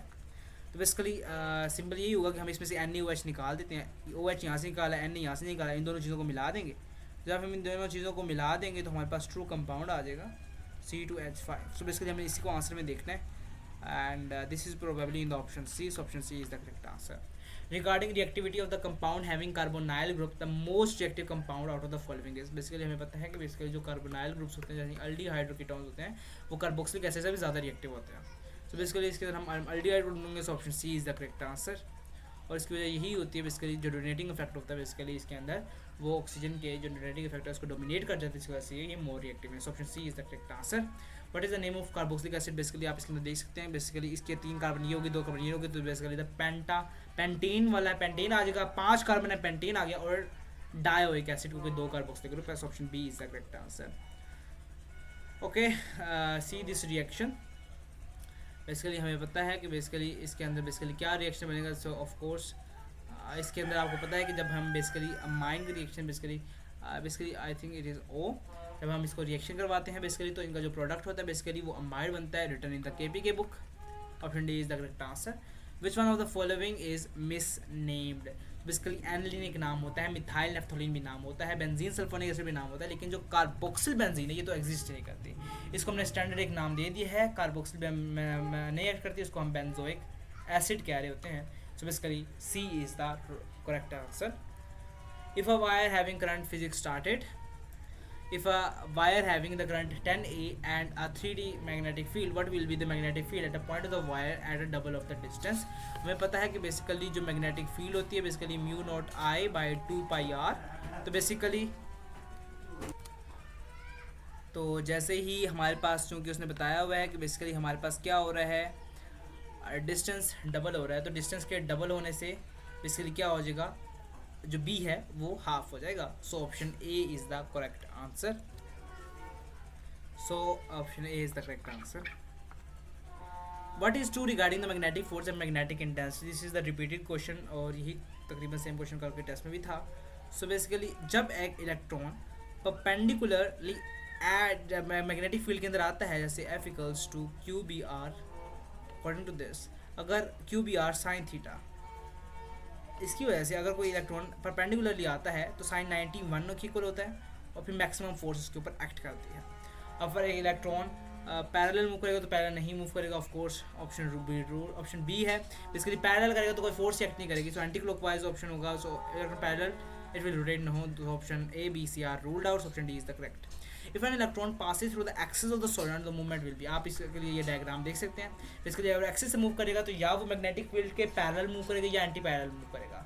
So basically according to this equation अगर साइन 0 हो या साइन 180 हो तो दोनों के केसेस में जो बेसिकली हमारे पास वैल्यू आएगी वो 0 आ जाएगी. So basically no force will act on it, option D is the correct answer. The current measuring part of the ammeter consist of the number of low resistor connected. तो basically हम देख सकते हैं basically दिसके M, अगर हमने किसी galvanometer को M metre के अंदर कन्वर्ट करना हो तो बेसिकली हम इसके साथ क्या करते हैं कि एक लो रेजिस्टेंस लगा दें, जिसको हम शंट रेजिस्टेंस कहते हैं. सो बेसिकली जब एक लो रेजिस्टेंस लग गई है तो गैल्वानोमीटर हमें पता है कि वो सेंसिटिव इंस्ट्रूमेंट है, जिसमें से थोड़ा सा करंट मूव करेगा, ज़्यादा करंट इस शंट रेजिस्टेंस से मूव कर जाएगा. सो बेसिकली इसके लिए हम पैरेलल विद द गैल्वानोमीटर लगाते हैं एक शंट रेजिस्टेंस को, option B is the correct answer. Okay, for the adiabatic process the first law of thermodynamics is, हमें पता है कि एडियाबैटिक प्रोसेस के अंदर हीट 0 हो जाती है. So basically Q equals to del U plus del W, तो एडियाबैटिक प्रोसेस के लिए डेल U नेगेटिव W की इक्वल आ जाता है. So basically option D is the correct answer. If the body is rotating with uniform angular velocity the torque is basically, अगर uniform angular velocity से move कर रही है इसका मतलब है कि फोर्स 0 है. फोर्स क्यों 0 है? क्योंकि एक्सेलरेशन वो वाली 0 है, लीनियर एक्सेलरेशन 0 है. तो फोर्स 0 होगी तो ऑफ कोर्स टॉर्क का फॉर्मूला क्या होता है? F into R. So force अगर 0 है तो टॉर्क भी 0 होगी. So option A is the correct answer. The direction of magnetic line of force depend upon, हमें पता है कि basically magnetic line of force की डायरेक्शन जो होती है वो नेचर ऑफ मटेरियल पे भी डिपेंड नहीं करती, एरिया ऑफ कंडक्टिंग वायर पे भी डिपेंड नहीं करती, अमाउंट ऑफ करंट पे भी डिपेंड नहीं करती, लेकिन डायरेक्शन ऑफ करंट पे डिपेंड करती है. कि suppose this is basically the wire और अगर इसकी करंट की डायरेक्शन यहाँ पर है तो अगर मैं इसके मैग्नेटिक फील्ड की लाइन्स बनाऊँ तो बेसिकली वो इस तरह से बनेंगी. लेकिन अगर यही मैग्नेटिक फील्ड करंट इस तरफ डायरेक्शन है तो बेसिकली ये डायरेक्शन इस तरह से बनेगी. So basically direction magnetic field lines is basically depending upon the direction of current. So option D is the correct answer. Which one of the following is an instrument for monitoring radiations, तो इसके अंदर गलत mark हुआ है तो इसकी तरफ हम ऑप्शन डी की तरफ जाएंगे. गीगर मोलर ट्यूब और बेसिकली विल्सन क्लाउड चैम्बर दोनों ही रेडिएशन को मेजर करने की यूज करें. So option D is the correct answer. Which one of the following is the pair of isobars. Isobars हम उस एलिमेंट्स को कहते हैं बेसिकली जिनका एटॉमिक मास सेम होता है. तो एटॉमिक मास के अंदर ऑप्शन डी के अंदर सेम है बेसिकली 30 और 30. सो option D is the correct answer. The half life of radioactive element depend upon, तो of course amount of element present नहीं, इस पे half life present नहीं करती है, तो constant होती है, pressure पे डिपेंड नहीं करती, temperature पे डिपेंड नहीं करती, none of the इसमें से किसी में भी डिपेंड नहीं करती. Option D is the correct answer. When a charged particle is projected perpendicular to the magnetic field, हमें पता है कि बेसिकली अगर एक चार्ज पार्टिकल्स 90 डिग्री पर प्रोजेक्ट हो तो सर्कुलर इसकी ट्रैजेक्टरी होती है. अगर यही charge particles less than 90 degree पर प्रोजेक्ट करे तो बेसिकली इसकी ट्रैजेक्टरी हेलिकल होती है. और अगर यही 0 डिग्री पे मूव करे तो ये बेसिकली अनडिफ्लेक्टेड इसकी ट्रैजेक्टरी होती है, जो जिस तरह मूव करे तो उस तरह मूव करेगा. सो बेसिकली इसमें चूंकि 90 डिग्री पे मूव करे तो option D is the correct answer, circular.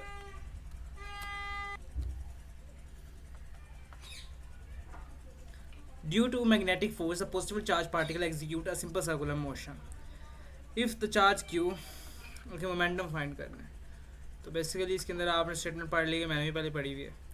So basically इसके अंदर जो सेंट्रीपिटल फोर्स होगी वेक्ट होगी मैग्नेटिक फोर्स की, चूँकि सर्कुलर पाथ है तो एंगल 90 डिग्री होगा. और सेंट्रीपिटल फोर्स क्यों इक्वल होगी? क्योंकि सेंट्रीपिटल फोर्स ही तो प्रोवाइड कर रही है मैग्नेटिक फोर्स को. मैग्नेटिक फोर्स ही सेंट्रीपिटल फोर्स को प्रोवाइड कर रही है क्योंकि घूम रहा है वो सब्सटेंस. दैट्स वाई बेसिकली इसके अंदर क्या होगा बेसिकली क्यू बी वी होगा, sorry Q B V V के कैंसिल हो गया and then we have the M V equals to Q B R. So basically option A is the correct answer. What is the flux density at a point 3 centimetre from the long straight wire when there is a current of इतना. तो basically इसकी तरफ वही formula हम लगाएंगे, v equals to mu naught I 2 pi R. तो basically 4 pi into 10 raised to power -7 into I 25 ampere and then basically 2 pi and then we have the radius of what 3 into 10 raised to power -2. 2 ज़ा पाई से गया, and then basically we have basically 25 2 ज़ा 50 over 3 into 10 raised to power 10 raised to power 7 minus 2, तो ये हमारे पास आ जाएगा basically 16 into 10 raised to power 5 and basically minus 5, and then we have 1.6 करेंगे तो minus 4 will be the answer. So option B is the correct answer. According to the first law of thermodynamics, del U equals to Q plus W, where del U is the increase in internal energy of the system यानी कि positive, Q is the heat transfer to the system यानी positive, work is the external done on the system यानी कि work negative है. Which one of the following is not a true expression? तो हम basically इसको लिख लेते हैं इक्वेशन को. इसके हमारे पास एक्सप्रेशन क्या होगी, Q equals to del U minus W at constant temperature. अच्छा टेम्परेचर अगर constant है, इंटरनल एनर्जी जीरो होगी, तो Q equals to minus W. yes, this is the correct. हमने नॉट करेक्ट वाली लिखनी है. But no work is work जब जीरो होगा तो वर्क एक्सप्रेशन क्यों है, so this is the wrong. बाकी आप जितने भी देखेंगे this will be the correct answer. Work done on the system इसी के इक्वल है, ऑफ कोर्स इसके हम इक्वेशन में देख सकते हैं, and work done by the system भी इसी के इक्वल है. So option B is the correct answer.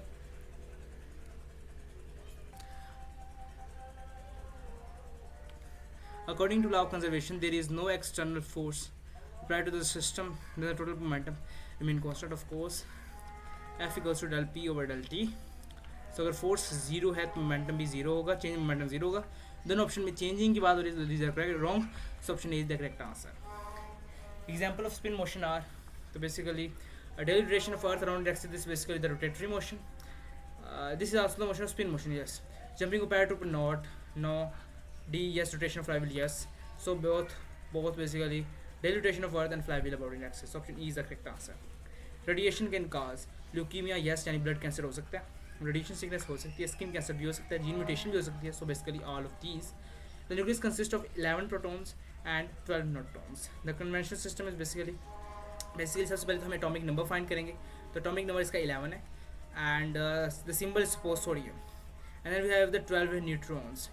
और बेसिकली जो 12 न्यूट्रॉन होगा हम उसके अंदर एटॉमिक मास फाइंड करना है, तो हम 11 प्रोटॉन्स के बाद 12 न्यूट्रॉन्स को ऐड करेंगे, हमारे पास 23 आ जाएगा. So this is basically simple. So हम इसमें ढूंढेंगे. So option C is the correct answer. Fusion and fusion reaction are associated with, of course they are associated with water. No and these are basically associated with the nuclear energy. Option D is the correct answer. 1 radian of course ये आपकी book में solve हुआ है 57.3 degree, और ये बार बार MCQ होता है, सो आप इसको मेमोराइज करें. The following equation, okay, I equals to R into P, where R equal to the position vector and P is the linear momentum. So अगर ये linear momentum है into radius, तो this is basically the angular momentum. ये formula है. So option C is the correct answer. Dash is the device which make the use of mutual induction for stepping up or stepping down the EMF. तो ऐसी device का हम mutual induction का use करते हैं या किसी वोल्टेज को स्टेप अप करने के लिए, यानी वो बढ़ाने के लिए, या वोल्टेज को डिक्रीज करने के लिए, तो उसको हम ट्रांसफॉर्मर कहते हैं. So option B is the correct answer. The nucleus containing 19 protons and 20 neutrons. The conventional system of nucleus is basically जैसे कि हम पहले डिस्कस किया कि basically the same. Atomic number इसका 19 होगा. Suppose the symbol is sodium, and then we have the 20 neutrons. तो 19 plus 20 कितना हो जाएगा, basically 39. So basically 39 and symbol will be the potassium, क्योंकि पोटाशियम का जो एटॉमिक नंबर है वो 19 होता है. So option C is the correct answer. The half-life of carbon-14 is approximately 573 years, while the half-life of is infinite. The ratio of the C14 to C12 in a certain species is 25% less than the normal ratio in nature. How old it is? Basically वो ये कह रहा है कि जो carbon 12 की half life है वो बेसिकली इनफाइनाइट होती है, और कार्बन 14 की बेसिकली 573 years है. ठीक है, तो अब इस रेशो से हमें क्या पता चलता है, बेसिकली इस रेशो से हमें ये पता चलता है कि बेसिकली जो हाफ लाइफ है, अब इनकी जब रेशो लेंगे तो बेसिकली क्योंकि इसकी इनफाइनाइट है कार्बन 12 की, तो जो रेशो है वो 5730 के ही इक्वल आ जाएगी, यानी कि 573 years ही होगी, इक्वल टू से 14 होगी. अब एक बात बहुत कंफ्यूज होगी, आप इसका ऑप्शन जो है वो डी लगा सकते हैं, बल्कि ई लगा सकते हैं, और वो इस तरह से कि आप इसको कहेंगे कि 2 हाफ लाइफ, लेकिन यहाँ पर यूज़ हुआ है 25 टाइम्स लेस हुआ है. यानी कि एक सैंपल था सपोज कि 100 किलोग्राम था, अब वो 25 टाइम्स लेस हो गया, यानी 75 हो गया. ये इसका मतलब नहीं है कि वो 25 तक हो गया, इसका ये मतलब नहीं है कि 25% of the normal ratio, it is basically 25% less than the ratio. तो बेसिकली 25% लेस हो गई है. सो यानी कि अभी तक एक हाफ लाइफ भी नहीं गुजरी, क्योंकि एक हाफ लाइफ गुजरते तो 50% रह जाता ना, लेकिन अभी तो सिर्फ 75% रहता है. सो एक हाफ लाइफ भी नहीं गुजरी. So less than 573 years. Option A is the correct answer. So that's why less than 570 option A is the correct answer, जैसे कि मैंने एक्सप्लेन भी कर दिया. A circuit there is a current of 5 ampere is changed so that the current falls to 0 in 0.1 second. The average EMF with the 200 volt is induced. तो basically इसके अंदर हम ये वाला फार्मूला लगाएंगे, L del I over del T. तो L की value find करनी है तो E into del T over del I. तो बेसिकली E कितना है 200 वोल्ट्स, del T कितना है 0.1 second, and of course current is basically the 5 ampere change in current. So basically into 10, 0 से गया, 5 4s are 20, and then we have the 4 Henrys. So option A is the correct answer. A 1000 kg vehicle is turning around a corner of 10 meter per second as it travels along the arch of the circle. If the radius of the circular path is 10 meter, how force must be exerted by the pavement of the tires to hold the vehicle? Very easy, आपको सीधा सीधा F equals to M V square over R लगाना है. Mess 1000 है, velocity 10 का square यानी 100 है, and are यानी कि 10 मीटर है. Cancel cancel and then we have basically 1 into 10 raised to 4 newtons. So option A is the correct answer. A jeep travelling at a constant speed of 108 kilometre per hour. तो okay, around the curve of the radius one acceleration, तो हम इसके ऊपर ये formula लगाएंगे A equal to V square by R. तो velocity हम चूँकि हमने इसको उसमें लेना है बेसिकली, तो हम इसको बेसिकली ऐसा यूनिट में कन्वर्ट कर लेंगे. 108 इंटू 1000 3600, आई थिंक 30 आती है something, 30 metre per second. Basically 30 into 30 and R is basically what 100. तो 0 से गया 3009 answer. So basically option E is the correct answer. The body having the translatory motion possess, of course हम सब options में देखते हैं, तो बेसिकली लीनियर वेलोसिटी होती है क्योंकि translatory motion, translatory straight motion, और लीनियर मोमेंटम ही होता है. और अगर बॉडी रोटेटरी मोशन करेगी उसके अंदर एंगुलर वेलोसिटी होगी और एंगुलर मोमेंटम होगा. और किसी में भी मुकम्मल ये बातें नहीं लिखी हुई क्योंकि सर्कुलर की एंगुलर होती हैं और उसके अंदर बेसिकली लीनियर होती हैं. When brakes of the car are applied, angular velocity of flyweight reduces from 900 cycles per minute to 700 cycles per minute. अच्छा, चेंज इन वेलोसिटी जो है बेसिकली, तो what is the angular retardation, तो इस basically omega F minus omega I over T आ जाएगा. तो basically 900 cycle पर मिनट्स को हम पहले 720 साइकिल्स पर मिनट को हम रेडियन में कन्वर्ट कर लेंगे. तो बेसिकली 720 चूँकि एक साइकिल के अंदर 2 पाई रेडियन होते हैं और पर मिनट है तो बेसिकली 60 पे डिवाइड कर देंगे. एंड जब हम इसको सॉल्व करते हैं basically 3s and 3 2s and 3 4s, तो बेसिकली 24 पाई रेडियंस आ जाएगा. बेसिकली 720 इक्वल्स आ जाएगा. ठीक है. And then we have basically the 900 cycles, 900 into 2 pi over 60 and 0 से गया, and 3 2s 6 and basically 3 3s and basically 2 2 से गया, तो बेसिकली 30 पाई रेडियंस आ जाएगा. So basically we will calculate by this 24 pi radians minus 30 pi radians in 6 seconds, तो वह 6 pi radians by 6 second, तो basically pi radian per second square. So option A is the correct answer. A body is hanging from a rigid support by an extensible string of length L. It is stuck inelastically by an identical body. Basically this is the out of syllabus question. So I will going to leave. अगर आपने करना है तो आप खुद कर लीजिए, लेकिन ये सिलेबस में नहीं है. सो आप इसका अपने आप को ग्रेस मार्क्स दे दीजिएगा क्योंकि आउट ऑफ सिलेबस जो भी क्वेश्चन आता है आपको उसका ग्रेस मार्क्स दिया जाता है. The body is moving in a circle at a constant speed which is straight में टू. इसमें कॉन्स्टेंट स्पीड की बात हो रही है, कॉन्स्टेंट वेलोसिटी की बात नहीं हो रही. डायरेक्शन जाने की चेंज हो रही है लेकिन उसका मैग्नीट्यूड सेम है. The resulting force act toward the centre, और इस फोर्स का क्या नाम होता है बेसिकली, अगर सपोज करेंगे this is basically the circle. अब इसका सर्कल नहीं है लेकिन आप इसको सर्कल सपोज कर रहे हैं, suppose this is the circle. तो सारी बात है अगर ये यूनिफॉर्म स्पीड से मूव करे तो इसके ऊपर एक फोर्स एक्ट करेगी जो इसको सेंटर की तरफ पुल करेगी, जिसको हम सेंट्रीपिटल फोर्स कहते हैं. So option A is the correct answer. The centripetal acceleration is maximum, of course we know that A equals to V square by R. तो जब मैक्सिमम कब होगी, जब रेडियस डिक्रीज करेगा. So option B is the correct answer. If an object is undergoing an orbital motion around another object, it is basically the revolution कर रहा है. Basically अगर एक this is suppose the object, this is the सन, और एक अर्थ है जो इसके इर्द गिर्द रेवोल्यूशन कर रही है. सो बेसिकली चक्कर लगा रही है, this is called the revolution. So option A is the correct answer. If the angular velocity increases dash also increases. तो basically of course we know that basically angular velocity equals to 2 pi F. तो basically जब angular velocity increase करेगी तो frequency भी increase करेगी. So basically option B is the correct answer. The laser is the acronym of laser light amplification by stimulated emission of radiations. So basically option A is the correct answer. Book wording है आपको याद करना पड़ेगा. Laser light is monochromatic which means monochromatic का क्या मतलब होता है बेसिकली जिसकी वेवलेंथ एक हो, यानी कि suppose this is the green light, तो बेसिकली अगर ये प्योरली ग्रीन लाइट है तो बेसिकली इसके अंदर सिर्फ एक ही वेवलेंथ होगी, यानी कि सिर्फ एक प्योर कलर, ये प्योर ग्रीन कलर है. दैट्स वाई मोनोक्रोमैटिक का मतलब होता है कि इसके अंदर सिर्फ एक वेवलेंथ है. And it is basically if an electron in the K shell is removed and an electron from the L shell jump to the occupy the hole in the K shell, it emit the energy. We all know that basically the energy will be equals to basically the energy of L minus energy of K. ठीक है. And energy basically HF किसी भी मैं इसको donate कर सकता हूँ, तो basically energy of L minus energy of K, क्योंकि हमें पता है कि जो L शेल होता है वो K शेल से ज़्यादा एनर्जी भी होता है. तो जो इलेक्ट्रॉन अगर यहाँ से यहाँ पे जंप किया तो यानी जो इसकी एनर्जी थी हम इसमें से ये वाली माइनस कर देंगे, तो जो दरमियान में एनर्जी का डिफरेंस आएगा, जो एनर्जी रिलीज आएगी वो हमारे पास यही एनर्जी आ जाएगी. So option A is the correct answer. Okay, this is basically the equation.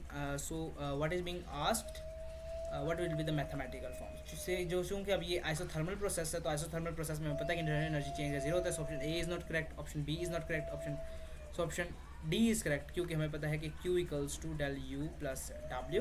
तो इंटरनल एनर्जी का चेंज जीरो है क्योंकि यह थर्मल प्रोसेस है, तो Q equals to W. So option D is the correct answer. Okay, for a heat engine A the ratio of Q2 by Q1 equals to 2/3. Okay, while that of the heat engine B the ratio is this. What the value of Na? हमें पता है कि basically अगर N निकालना है, efficiency निकालनी है, तो basically work done by input, work by input होगा. ठीक है. तो हमें पता है इनपुट जो होता है वो Q के इक्वल होता है, Q1 के इक्वल होता है, और जो वर्क होता है बेसिकली वो Q1 माइनस Q2 के इक्वल है. तो ये वाला फार्मूला हम निकालेंगे. अगर हमने A के लिए निकालना है फॉर A, तो A के लिए निकाल लेते हैं. बेसिकली Q1 कितना है हमारे पास, बेसिकली 3 है, और Q2 बेसिकली 2 है, और बेसिकली नीचे 3 आ जाएगा. So basically 1/3. This is basically the efficiency Na की इक्वल आ जाएगा. ठीक है. अब हम फॉर B निकाल लेते हैं. तो B के लिए क्या होगा, बेसिकली Q1 की वैल्यू B के लिए क्या है, बेसिकली 3 है, minus Q2 3, and basically the 2/3 will be the answer and B. तो बेसिकली रेशियो लेनी है Na बाई B की. सो बेसिकली हेयर मैं यहाँ पर ले लेता हूँ रेशियो दोनों की. तो Na डिवाइडेड बाई NB. तो when this will B divided, तो बेसिकली 1/3 डिवाइडेड बाई 2/3, एंड ये ऊपर चला जाएगा, ये नीचे आ जाएगा. तो बेसिकली 3 into 2 into 3 कर सकें तो 1/2 is the answer. So option B is the correct answer. X-ray from a given X-ray tube operating under a specific condition have a minimum wavelength. The value of this minimum wavelength could be reduced. Basically हमें पता है कि basically अगर हम x ray produce हो रही हैं, तो यानी इलेक्ट्रॉन स्ट्राइक कर रहे थे तो मेटल के ऊपर, तो एक एक्सरे प्रोड्यूस हुई. तो एक्सरे जब प्रोड्यूस होगी तो बेसिकली वो कैसे प्रोड्यूस होगी, increasing the potential difference between the cathode. उससे ये होगा बेसिकली कि जब हम पोटेंशियल डिफरेंस को इंक्रीज़ करेंगे तो इलेक्ट्रॉन्स जो हैं वो ज़्यादा एनर्जी के साथ मूव करेंगे, यानी कि इलेक्ट्रॉन की पावर ज़्यादा होगी, किनेटिक एनर्जी ज़्यादा होगी. तो एनर्जी ज़्यादा एनर्जी से टकराएंगे तो बेसिकली ज़्यादा फ्रीक्वेंसी की जो एक्सरेज हैं वो इमिट होंगी. So option C is the correct answer. Helium neon lasers are used, basically these are used for the surveying of construction terminals. आपकी पीटीबी की बुक में यूजेस लिखे हुए हैं, आपने वो मेमोराइज करने. The kinetic energy of electrons by applying a voltage V1 across the X-ray tube is KE1 and V2 across the KE2. What will be the value of KE1 by KE2 is the value. हमें पता है कि basically this is basically the formula of energy, kinetic energy. Kinetic energy equals to Q into V. तो basically kinetic energy directly proportional है voltage के. तो basically जो ratio voltage की है, बेसिकली V1 की ratio V1 by V2 equals to KE1 का by K2. तो basically 2/3 answer. So basically option D is the correct answer. What does CAT stands for in the X-ray technology? This basically stands for computerized axial tomography. Ratta. Stimulated emission of 2 photon is shown, but is the related wavelength of photon. हमें पता है कि basically laser के अंदर सब जितनी भी lines होती हैं बेसिकली वो मोनोक्रोमैटिक प्रोड्यूस होती हैं, मोनोक्रोमैटिक प्रोड्यूस होती हैं. तो बेसिकली उसके अंदर जो स्टिमुलेटेड एमिशन होती है वो सेम वेवलेंथ की लाइट्स को प्रोड्यूस करता है, क्योंकि सेम वेवलेंथ की प्रोड्यूस होगी तो मोनोक्रोमैटिक होगी ना. सो बेसिकली दोनों की वेवलेंथ सेम है. So option A is the correct answer. The potential difference between the target and the cathode of an X-ray tube is 20 kilovolt and the current is 20 milli ampere. What is the lambda minimum of the emitted X-rays. तो इसके लिए basically आप ये वाला formula use करेंगे, basically E equals to HC over lambda. और lambda से आपको सब चीज़ें गिवन हुई हैं। बेसिकली आपके पास अगर एनर्जी यूनिंग है तो एनर्जी आप चार्ज इंटू वोल्टेज से निकालेंगे। तो बेसिकली एच 6.6 मल्टीप्लाई 10⁻34 3 इंटू 10⁸ 1.6 जो चार्ज की जगह चार्ज ऑफ इलेक्ट्रॉन पुट करेंगे 1.6 multiply 10⁻19 and voltage equal to 20 into 10⁻3। जब हम वैल्यूज पुट करेंगे तो आंसर हमारे पास आ जाएगा 6.6 multiply 10⁻11। So basically option C is the correct answer. Okay, which one of the following spectra is most typical of an output of an X-ray tube? तो basically जब हम आउटपुट देखते हैं किसी भी एक्सरे ट्यूब की तो हमारे पास इस तरह का टिपिकल पैटर्न आता है जिसके अंदर ये जो स्पाइक्स नज़र आ रही हैं ये करेक्टरिस्टिक एक्सरेज हैं। And then we have basically the bremsstrahlung continuum. Basically यह शो होता है बेसिकली जो कंटिन्यूस पैटर्न शो हो रहा है, लेकिन जो स्पाइक्स हैं वो कंटिन्यूस एक्सरेज हैं। सो बेसिकली ये टिपिकल पैटर्न शो होता है। तो बेसिकली सब में अंदर कौन सा इसके साथ मैच कर रहा है? सो ऑप्शन ए जो मैच कर रहा है, so option A is the correct answer. Which one of the following is not a state function? हमें पता है कि basically enthalpy, internal energy, pressure ये सब स्टेट फंक्शन, लेकिन जो वर्क है ये स्टेट फंक्शन नहीं है। So option A is the correct answer. The efficiency of the heat engine working between the freezing point and the boiling point is basically given by this. तो basically efficiency अगर आपने find करनी हो तो आप इसका 1 minus by temperature T2/T1 into 100। तो बस यही वर्क फार्मूला लगाना है। तो बेसिकली हम कैल्विन में निकालेंगे। तो बेसिकली बॉयल को कितने पे करता है? 373 कैल्विन पे करता है। एंड बेसिकली फ्रीजिंग पॉइंट इसका कितना? 273 kelvin and into 100 and 273 minus 373 and I think जो T1/T2 होता है, sorry for that, again please. Okay, 1 minus T1/T2। आपने याद रखना है कि बेसिकली जो न्यूमिनेटर है उसके अंदर कोल्ड टेम्परेचर लिखते हैं। तो 1 माइनस T1 कितना आ जाएगा? 273/373 इंटू 100। तो बेसिकली 373 माइनस 273/373 इंटू 100। तो basically 100/373 into 100। So basically answer आ जाएगा 26.6% समथिंग आ जाएगा। तो बेसिकली जो 25 के करीब है। So option B is the correct answer. Which one of the following series lie in a visible region? We all know that Balmer series lie in the visible region, so option C is the correct answer. Molar heat capacity at a constant pressure. Basically इसका formula आप सबको याद है, delta Q by delta T, so option B is the correct answer. The value of Cp and Cv are the same for basically हमारे पास जो aluminium है ये एक सॉलिड कंपाउंड है और इसकी बेसिकली जब हम इसको हीट दे देते हैं तो इसकी बेसिकली जो चेंज इन वॉल्यूम है वो बहुत कम आ रहा होता है। दैट्स वाई इसकी जो Cp है और Cv जो है वो एक सेम ही होती है और हम इसको डिफरेंट कंडीशन में सेम ही तस्वर करते हैं, वैल्यू सेम ही रहती है। बाकी सब गैसेज उनकी Cp और Cv में बहुत ज़्यादा फर्क होता है। Option C is the correct answer. Conversion of heat energy completely into the work, basically ये वायलेट करता है second law of thermodynamics. Second law of thermodynamics के मुताबिक एक हॉट रिजर्वर होता है, एक कोल्ड रिजर्वर होता है और सब हीट जो होती है वो वेस्ट होती है। So basically second law of thermodynamics सारी हीट वर्क के अंदर कन्वर्ट नहीं हो सकती है। The rapid escape of the air from the burst tire is an example of basically it is an example of adiabatic process। और adiabatic process में basically क्या हो रहा था? बेसिकली कि जब एक रैपिड एक टायर बर्स्ट होता है तो उसमें से जब गैस एक्सपैंड करती है यानी कि गैस वर्क कर रही है, ठीक है ना। अब वो वर्क कर रही है लेकिन वो इतनी जल्दी काम होता है कि बेसिकली हीट जो है वो सराउंडिंग से एब्जॉर्ब नहीं हो सकती। तो अगर हीट एब्जॉर्ब नहीं होगी तो this is the example of adiabatic process. हमें पता है कि जब टायर से हवा निकलती है तो हमें ठंडक महसूस होती है, वैसी वजह होती है कि बेसिकली गैस ने अपनी इंटरनल एनर्जी यूज़ की वर्क परफॉर्म करने के लिए। So that's why it is an example of adiabatic process, not any other process. During a cycle, the heat engine with an efficiency of 25% takes in 800 joules of it। यानी कि efficiency अगर 25% है, इसका ये मतलब है कि सिर्फ 25% जो वर्क है वो यूजफुल बन रहा है। यानी कि 800 जूल में से कितना वर्क जो है वर्क हो रहा है 200 जूल्स होगा, मतलब क्योंकि एफिशिएंसी 25% है। ओके, ये हमें पता चल गया। How much heat is wasted? So of course 800 में से 200 जूल वर्क हो रहा है तो बेसिकली कितनी वेस्ट होगी? 600 जूल वेस्ट होगी। 8 minus 200, so option D is the correct answer. If C V equals to, okay मैं जल्दी जल्दी इसलिए करता हूँ ताकि आपको पता चले कि एमसीक्यूज़ पेपर में किस तरह से करने होते हैं। आपने हर एक स्टेप नहीं करना होता, आपने बस उसको पेपर को जल्दी जल्दी करना होता है। अच्छा, if C V equals to 2.5 R, then we have a CP. We all know that R equals to CP minus CV. Then we have basically the CP equals to R minus C, R plus CV, and R is basically R and plus 2.5 R, and basically we have 3.5 R. So basically option D is the correct answer. The physical quantity that produces the angular acceleration is basically we know that torque जो है वो produce करती है angular acceleration को, ऐसी force जो turning effect produce करे, वही तो हमारे पास एंगुलर एक्सेलरेशन प्रोड्यूस करती है. So option D is the correct answer. The ratio of angular speed of the moon and around the earth and angular speed around it own axis, हमें पता है कि जो मून की एंगुलर स्पीड होती है along its all axis और angular speed of moon along around earth जो है वो सेम है, आपस में इक्वल है. सो इन दोनों के दरमियान रेशियो होती है वो 1:1 की इक्वल होती है. So option D is the correct answer. One complete sequel is equal to we all know that इस गलत मार्क का आंसर इज 6 रेडियन. अभी कैसे आया बेसिकली, ये इस तरह से आया बेसिकली. हमें पता है कि बेसिकली उसने कहा है कि कितनी डेवोल्यूशन है, one complete circle 2 pi radian की इक्वल होता है. तो पाई की वैल्यू 3.14 इंटू 2, तो बेसिकली हमारे पास आ जाएगा 3 to the 6, तो बेसिकली 6 रेडियन की इक्वल आ जाएगा. So basically option D is the correct answer, not option ए.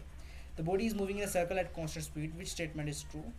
अगर कॉन्स्टेंट स्पीड से मूव करिए इसका क्या मतलब है, जैसे हम पहले भी देख चुके हैं. Basically this MCQ is repeated. Suppose this body is moving in a circle at a constant speed, तो इसका मतलब है कि सर्कल में मूव कर रही है तो एक फोर्स के सेंटर में एक्ट कर रही है. सो a resultant force act toward the center of the circle. There is no resultant force. resultant force होती है वही force तो centripetal force है. away from the center नहीं, वो away from the center नहीं कर रही थी बल्कि toward the center act कर रही है centripetal force. and basically option A is the correct answer. What is the angular velocity?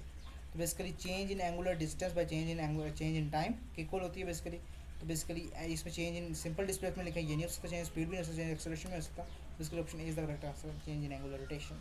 Okay, अब इंग्लिश स्टार्ट हो गई हमारी. Okay, the national anthem. अच्छा, आफ्टर, आफ्टर का मतलब है कि बाद, ठीक है. अच्छा, द नेशनल एंथम इज संग, इज के बाद संग कैसे आ सकता है बेसिकली. तो basically this option is not correct. Would संग सिंग ये भी गलत है, हैड सिंग ये भी करेक्ट नहीं है. तो बेसिकली वॉज संग, क्योंकि ये बेसिकली पास्ट इंडेफिनिट की पैसिव वॉइस है और यही हमारे सबसे अच्छी लग रही है सुनने में भी. The national anthem was sung after the performance. Is sung जो है basically it is not the correct statement. Basically option B is the correct answer. I dash a strange noise, I am hearing a strange noise. अब इसके जो बाकी option C और option D है ये easily rule out हो सकता है, क्योंकि आई के साथ जो वर्ब आएगा उसके साथ एस नहीं आता, आई हेयर आना चाहिए था. और इसके अंदर ये गलती है बेसिकली कि हमारे पास ये प्रेजेंट परफेक्ट कॉन्टीन्यूस यहाँ पर हो ही नहीं सकता, क्योंकि कोई सेंस ही नहीं बन सकती, क्योंकि यहाँ पर टाइम नहीं आगे दिए हुए फॉर और सिंस के साथ. So basically we are left with option A and B. अब हम ऑप्शन बी को कैसे रूल आउट करेंगे. तो बेसिकली ऑप्शन बी को रूल आउट करने के लिए ये हमें पता है कि बेसिकली जो हैबिचुअल एक्शंस होते हैं, जो हैबिचुअल एक्शंस हैं, इनको परफॉर्म करने के लिए प्रेजेंट इंडेफिनिट टेंस यूज़ किया जाता है. तो प्रेजेंट इंडेफिनिट हैबिचुअल एक्शन के लिए यूज़ किया जाता है. That's why option A is correct answer, not option B. The strong earthquake dash the city around the lot of damage. Okay, basically इसके अंदर शी का आंसर नहीं आएगा. बेसिकली ये पास्ट की बात हो रही है कि एक आया था जलजला और उसने ज़मीन को हिला दिया था. बेसिकली पास्ट की बात हो रही है तो प्रेजेंट तो हम यूज़ नहीं कर सकते. So basically shaking without verb use नहीं हो सकता, वो विल शेक तो होगा नहीं. बेसिकली आप कैसे, तो बेसिकली सेंस तुम्हारी है बेसिकली ऑप्शन बी की बन रही है. Option B is the correct answer. The young widow always.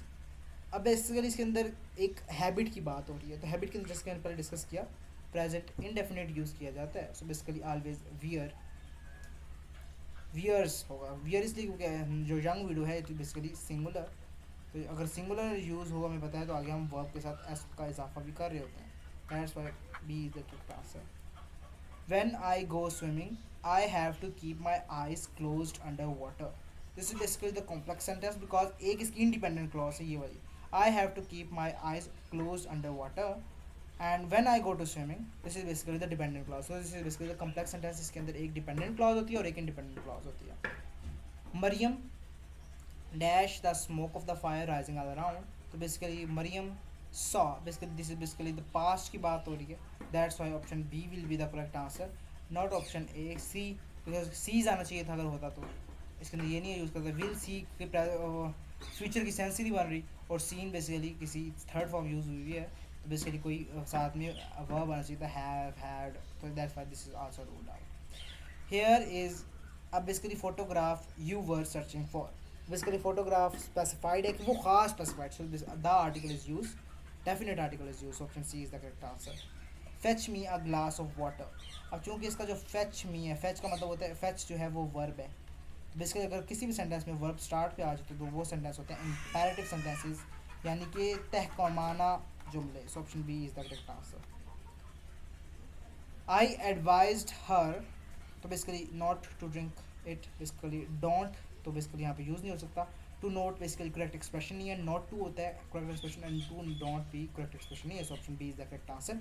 The pen will not, अब विल यूज़ होगा तो यानी प्रेजेंट फॉर्म यूज़ होगी, बेसिकली विल नॉट, या बेसिकली प्रेजेंट नहीं है यहाँ पर चूँकि क्योंकि ऐसा आ गया।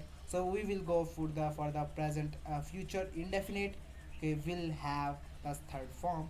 सो येट भी आ गया, तो येट जब भी आ जाए तो बेसिकली हमारे पास फ्यूचर इंडेफिनिट यूज़ हो रहा है, तो बेसिकली विल आ गया, तो basically will plus have plus run, basically the future perfect tense use होगा। So option C is the correct answer. The baby, अच्छा जो बच्चा है नाउ आ गया, तो नाउ जब भी आ जाए तो बेसिकली हम प्रेजेंट इंडेफिनिट प्रेजेंट कंटिन्यूस लगा रहे होते हैं। So basically is crying for the milk. So option D is the correct answer. I was so quite you hear a pin drop. अब चूँकि सेंटेंस के पहले सेंटेंस के पहले पार्ट में पास्ट आ गया, तो बेसिकली हम फ्यूचर को भी पास्ट फॉर्म में लिखेंगे, तो बेसिकली विल की सेकंड फॉर्म क्या होती है, बेसिकली वुड होती है। सो बेसिकली हम यही लिखेंगे, बल्कि यहाँ पर कैन लिखा हुआ है, तो और इसी तरह अगर विल की वुड होती है तो कैन की क्या होती है, कुड होती है। So basically option B is the correct answer. I saw a deer at the zoo, तो बेसिकली पास्ट की बात हो रही है। आई वॉज सीन, तो बेसिकली सेंस ही नहीं है। आई सी अ डियर, मैं हर रोज़ देखता हूँ, नहीं मैंने कभी देखी थी। आई वॉज सीइंग, तो ये भी सेंस नहीं बन रही। सो बेसिकली वी विल, अगर एक पास्ट में एक्शन हो रहा था और एक हैबिचुअल था, कोई डेफिनेट नहीं है, तो बेसिकली पास्ट इंडेफिनिट होगा। Option D is the correct answer. He was badly injured in a car accident. This is basically the simple sentence. It is not a compound sentence or complex sentence, क्योंकि इसके अंदर सिर्फ एक ही clause है, कोई इसके अंदर कंजंक्शन यूज़ नहीं हो रहे। So basically option A is the correct answer. Oh it will be dash cold in the mountain, तो basically stuffy, boiling and confusing, वो फ्रीजिंग कोल्ड, क्योंकि कोल्ड के साथ फ्रीजिंग का वर्ड आएगा। So option A is the correct answer. Dash, अब यहाँ पे मेरे को यूज़ करना है, आई एम सो लोनली है, तो बेसिकली हमें एक अफसोस का इजहार हो रहा है, तो बेसिकली हम अफसोस का यहाँ पे शो करेंगे, तो एलिस जो है बेसिकली अफसोस को शो करने के लिए यूज़ होता है। So option D is the correct answer. Which one of the following is past perfect continuous, past perfect continuous के लिए आपको क्या यूज़ करना है, had been plus verb plus third form use कर ढूंढनी है। बेसिकली ऑप्शन सी में मिल रही है, हैड बीन चीटिंग, यानी कि हार्ड मिल रहा है, फिर बीन मिल रहा है, और फिर वर्ब की फर्स्ट फॉर्म प्लस आईएनजी मिल रहा है, तो basically option C is the correct answer. When I was a child I dash play a cricket with my friend, तो बेसिकली यहाँ पर एक आदत की बात हो रही है, तो आदत के लिए हम यूज्ड के साथ सेकंड फॉर्म लगाते हैं और उसके साथ टू लगाते हैं, तो बेसिकली कि मैं किया करता था, use to. So option D is the correct answer. Okay then we have basically the logical reasoning. अब इनको क्वेश्चन करने का मैं आपको तरीका बताता हूँ, तो आपने इसको इस तरह से लिख देना करना है। जो तानिया है, जिसको मैं पिछले डिस्कशन लेक्चर में भी डिस्कस किया था, बेसिकली जो तानिया है वो ओल्डर है किससे, एरिक से, तो बेसिकली जो ओल्डर है आपने उसको ऊपर लिख लेना, बाकियों को नीचे लिख लेना, ठीक है। मैं तो इसी तरह करता था, आपकी मर्जी, आपने ग्रेटर और लेसर वाले साइड लगाए। तो Cliff is older then Tania, अच्छा जी क्लिफ जो है वो तानिया से भी बड़ा, यानी कि क्लिफ फिर एरिक से भी बड़ा होगा। Eric is older than Cliff, तो ये बात तो बिल्कुल गलत है, एरिक तो स्मॉलर है, ओल्डर तो नहीं है। सो बेसिकली अगर पहली दो स्टेटमेंट है तो दूसरी फॉल्स है। So option B is the correct answer. Okay अब अगला क्वेश्चन, अच्छा जोश सा मोर मूवीज़ देन स्टीफन, अच्छा जोश ने ज़्यादा मूवीज़ देखी हैं एज़ कम्पेयर टू स्टीफन के, ठीक है मान लेते हैं। स्टीफन सा फ्यूवर मूवीज़ दैन डैरन, अच्छा जो डैरन है उसने जो स्टीफन है उसने डैरन से कम मूवी देखी है, लेकिन हमें नहीं पता कि डैरन ने जोश से ज़्यादा देखी है कि नहीं देखी है। तो हम बेसिकली इसको इस फॉर्म में लिख लेंगे कि डैरन को हम दरमियान में करके लिख लेंगे, साइड भी लिख लेंगे, अनसर्टेन है कि जोश से ज़्यादा देखी है कि नहीं देखी, क्योंकि स्टीफन से ज़्यादा देखी है। अब इससे ये साबित तो नहीं होता कि उसने जोश से ज़्यादा देखी है, जोश से कम लिखे हैं। सो अनक्लियर है। Stephen saw fewer movies than Darren, ठीक है ये बात होगी। डैरन सा मोर मूवीज़ दैन जोश, तो basically this statement is not clear, वैग है, इसने ज़्यादा देखी हो भी सकती हैं, नहीं भी देखी हो सकती, क्योंकि स्टेटमेंट में से बस ये बताया गया है कि इसने स्टीफन से ज़्यादा मूवीज़ देखी हैं। इससे ये साबित तो नहीं होता कि बेसिकली इसने जोश से कम देखी हैं या ज़्यादा देखी हैं। So basically option C is the correct answer, uncertain. Okay अच्छा, क्लास ए की हाई एनरोलमेंट है बी के ज़रिए से, क्लास ए की बी की निस्बत ज़्यादा एनरोलमेंट है, ठीक है। Class C has a lower enrolment than B, अच्छा क्लास सी की एनरोलमेंट बी से कम है। Class A has a lower enrolment than class C, नहीं, class A has higher enrolment than class B, class C has lower enrolment than class B. अच्छा, class A has a lower enrolment, नहीं, ये बात तो बिल्कुल गलत है, so option B is false. Basically इसकी तो बेसिकली सी से ज़्यादा है, सो बेसिकली फॉल्स। अच्छा, डायरेक्शंस अब इसमें करनी है बेसिकली। न्यू पेज है, 5 फ्रेंड्स हैं A B C D and E.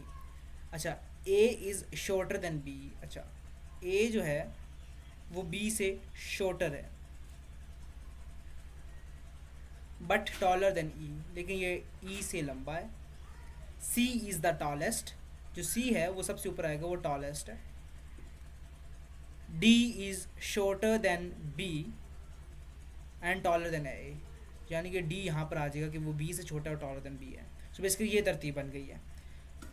Which who the 2% taller than 2%, अच्छा who has 2% taller and 2% shorter than him, तो बेसिकली जो डी है इसके ऊपर दो बंदे टॉलर हैं यानी बी और सी, और दो बंदे शॉर्टर हैं यानी ए और ई। सो बेसिकली ऑप्शन डी जो है करेक्ट आंसर है।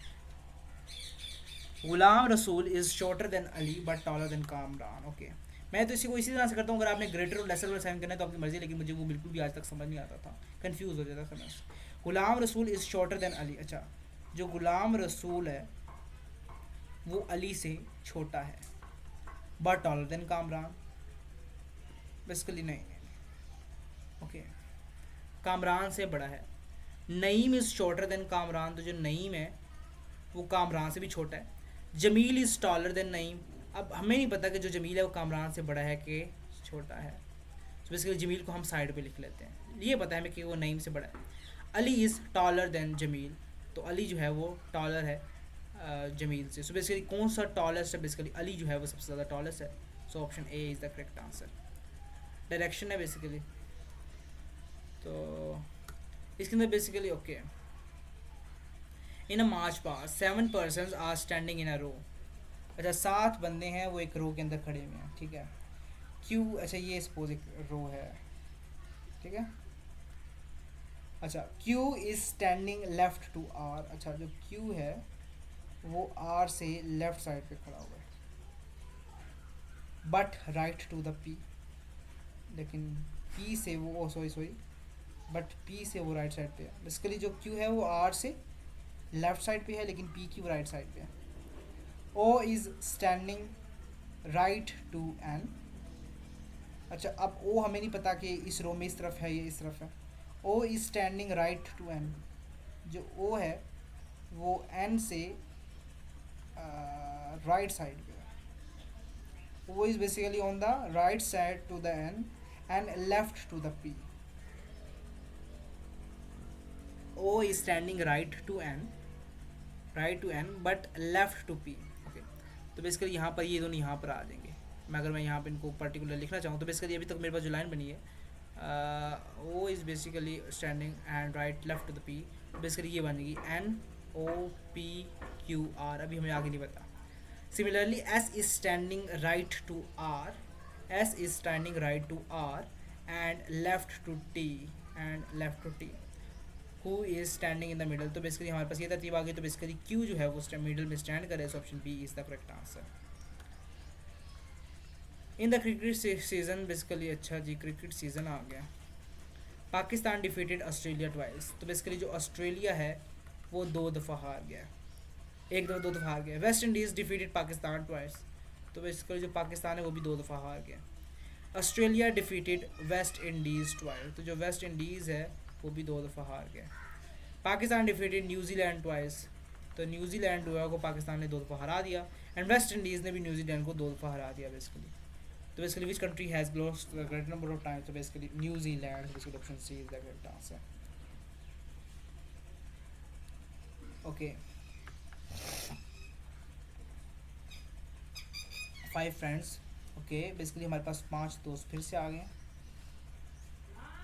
सो अच्छा, अब इसके अंदर हम दो कॉलम्स बनाएंगे क्योंकि इसके अंदर एक एल्डर वाला है और एक बेसिकली टॉलर वाला है, ठीक है जी। हम दोनों को अलग अलग डिस्कस कर रहे होंगे। बी इज़ एल्डर टू ई, तो बेसिकली जो बी है वो ई से एल्डर है। B is elder to E but not as tall as C, लेकिन जो बी है वो सी से कम लंबा है। सी इज़ यंगर टू ए, तो जो बेसिकली जो सी है वो ए से यंगर है, यंगर मतलब एल्डर वाले ग्रुप में आएगा, लेकिन वी आर नॉट कंसर्न कि अभी सी जो है वो ई से बड़ा है या इसके ऊपर आएगा। C is basically younger to A and is taller to D, लेकिन जो सी है वो डी से लंबा है, तो बेसिकली यहीं पर डी आ जाएगा। लेकिन हमें डी नहीं पता कि वो बी से छोटा आएगा या ऊपर आएगा, सही है। C is younger to A but is taller to D and E, लेकिन ये डी और ई से लंबा है जो सी है, ठीक है। और हमें ये नहीं पता कि जो ई है इनका बी के अंदर क्या रिलेशन है। डी इज़ एल्डर टू ए, जो डी है वो ए से एल्डर है, ठीक है। But is shortest in the group, लेकिन जो डी है बेसिकली वो शॉर्टेस्ट इन द ग्रुप है, यानी कि टॉलर नहीं है। यानी कि हमारे पास ये इस तरह की तरतीब बन जाती है बेसिकली सी बी और ई और डी की। Which of the following pair of student is elder to D, तो बेसिकली कौन कौन से डी से एल्डर हैं basically. So none of these, क्योंकि जो डी है वो सबसे ज़्यादा बड़ा है, क्योंकि वो ए से भी बड़ा है और सी से भी बड़ा है। So basically this is basically इस तरह से तरतीब बनेगी D A C B E. So basically D is the correct answer. अच्छा जी, अब डायरेक्शंस आ गए। A rat runs toward the east, अच्छा एक रैट है वो ईस्ट की तरफ रन किया। and turns to the right and turns to the right and again turns to the left, अच्छा जी अब वो लेफ्ट की तरफ टर्न कर जाते हैं, यानी इस तरफ। run 5 and then turns to the left, फिर अगेन लेफ्ट की तरफ टर्न कर जाता है। and run 12 and finally turns to the left, फिर बाहर की तरफ कर जाता है। and now run 6 now which direction is facing, basically हमें पता है कि basically sorry I think I did it wrong, दोबारा से करते हैं। एक रैट था 20 ईस्ट की तरफ, then is basically turn to the right, यानी कि ये राइट की तरफ टर्न किया, यानी कि राइट इस तरफ है। and then run and turn to the right, turns to right, runs 10 and then turns to right, अच्छा एक बेसिकली मैंने मिस कर दिया था। so up and then basically turns to left and then again turns to the left and then again turn to the left, so basically किस direction में direct करता है, ये नॉर्थ की डायरेक्शन में एग्जिस्ट कर रहा है। So basically option C is the correct answer. तो इसी के साथ आज की हमारी डिस्कशन ख़त्म होती है।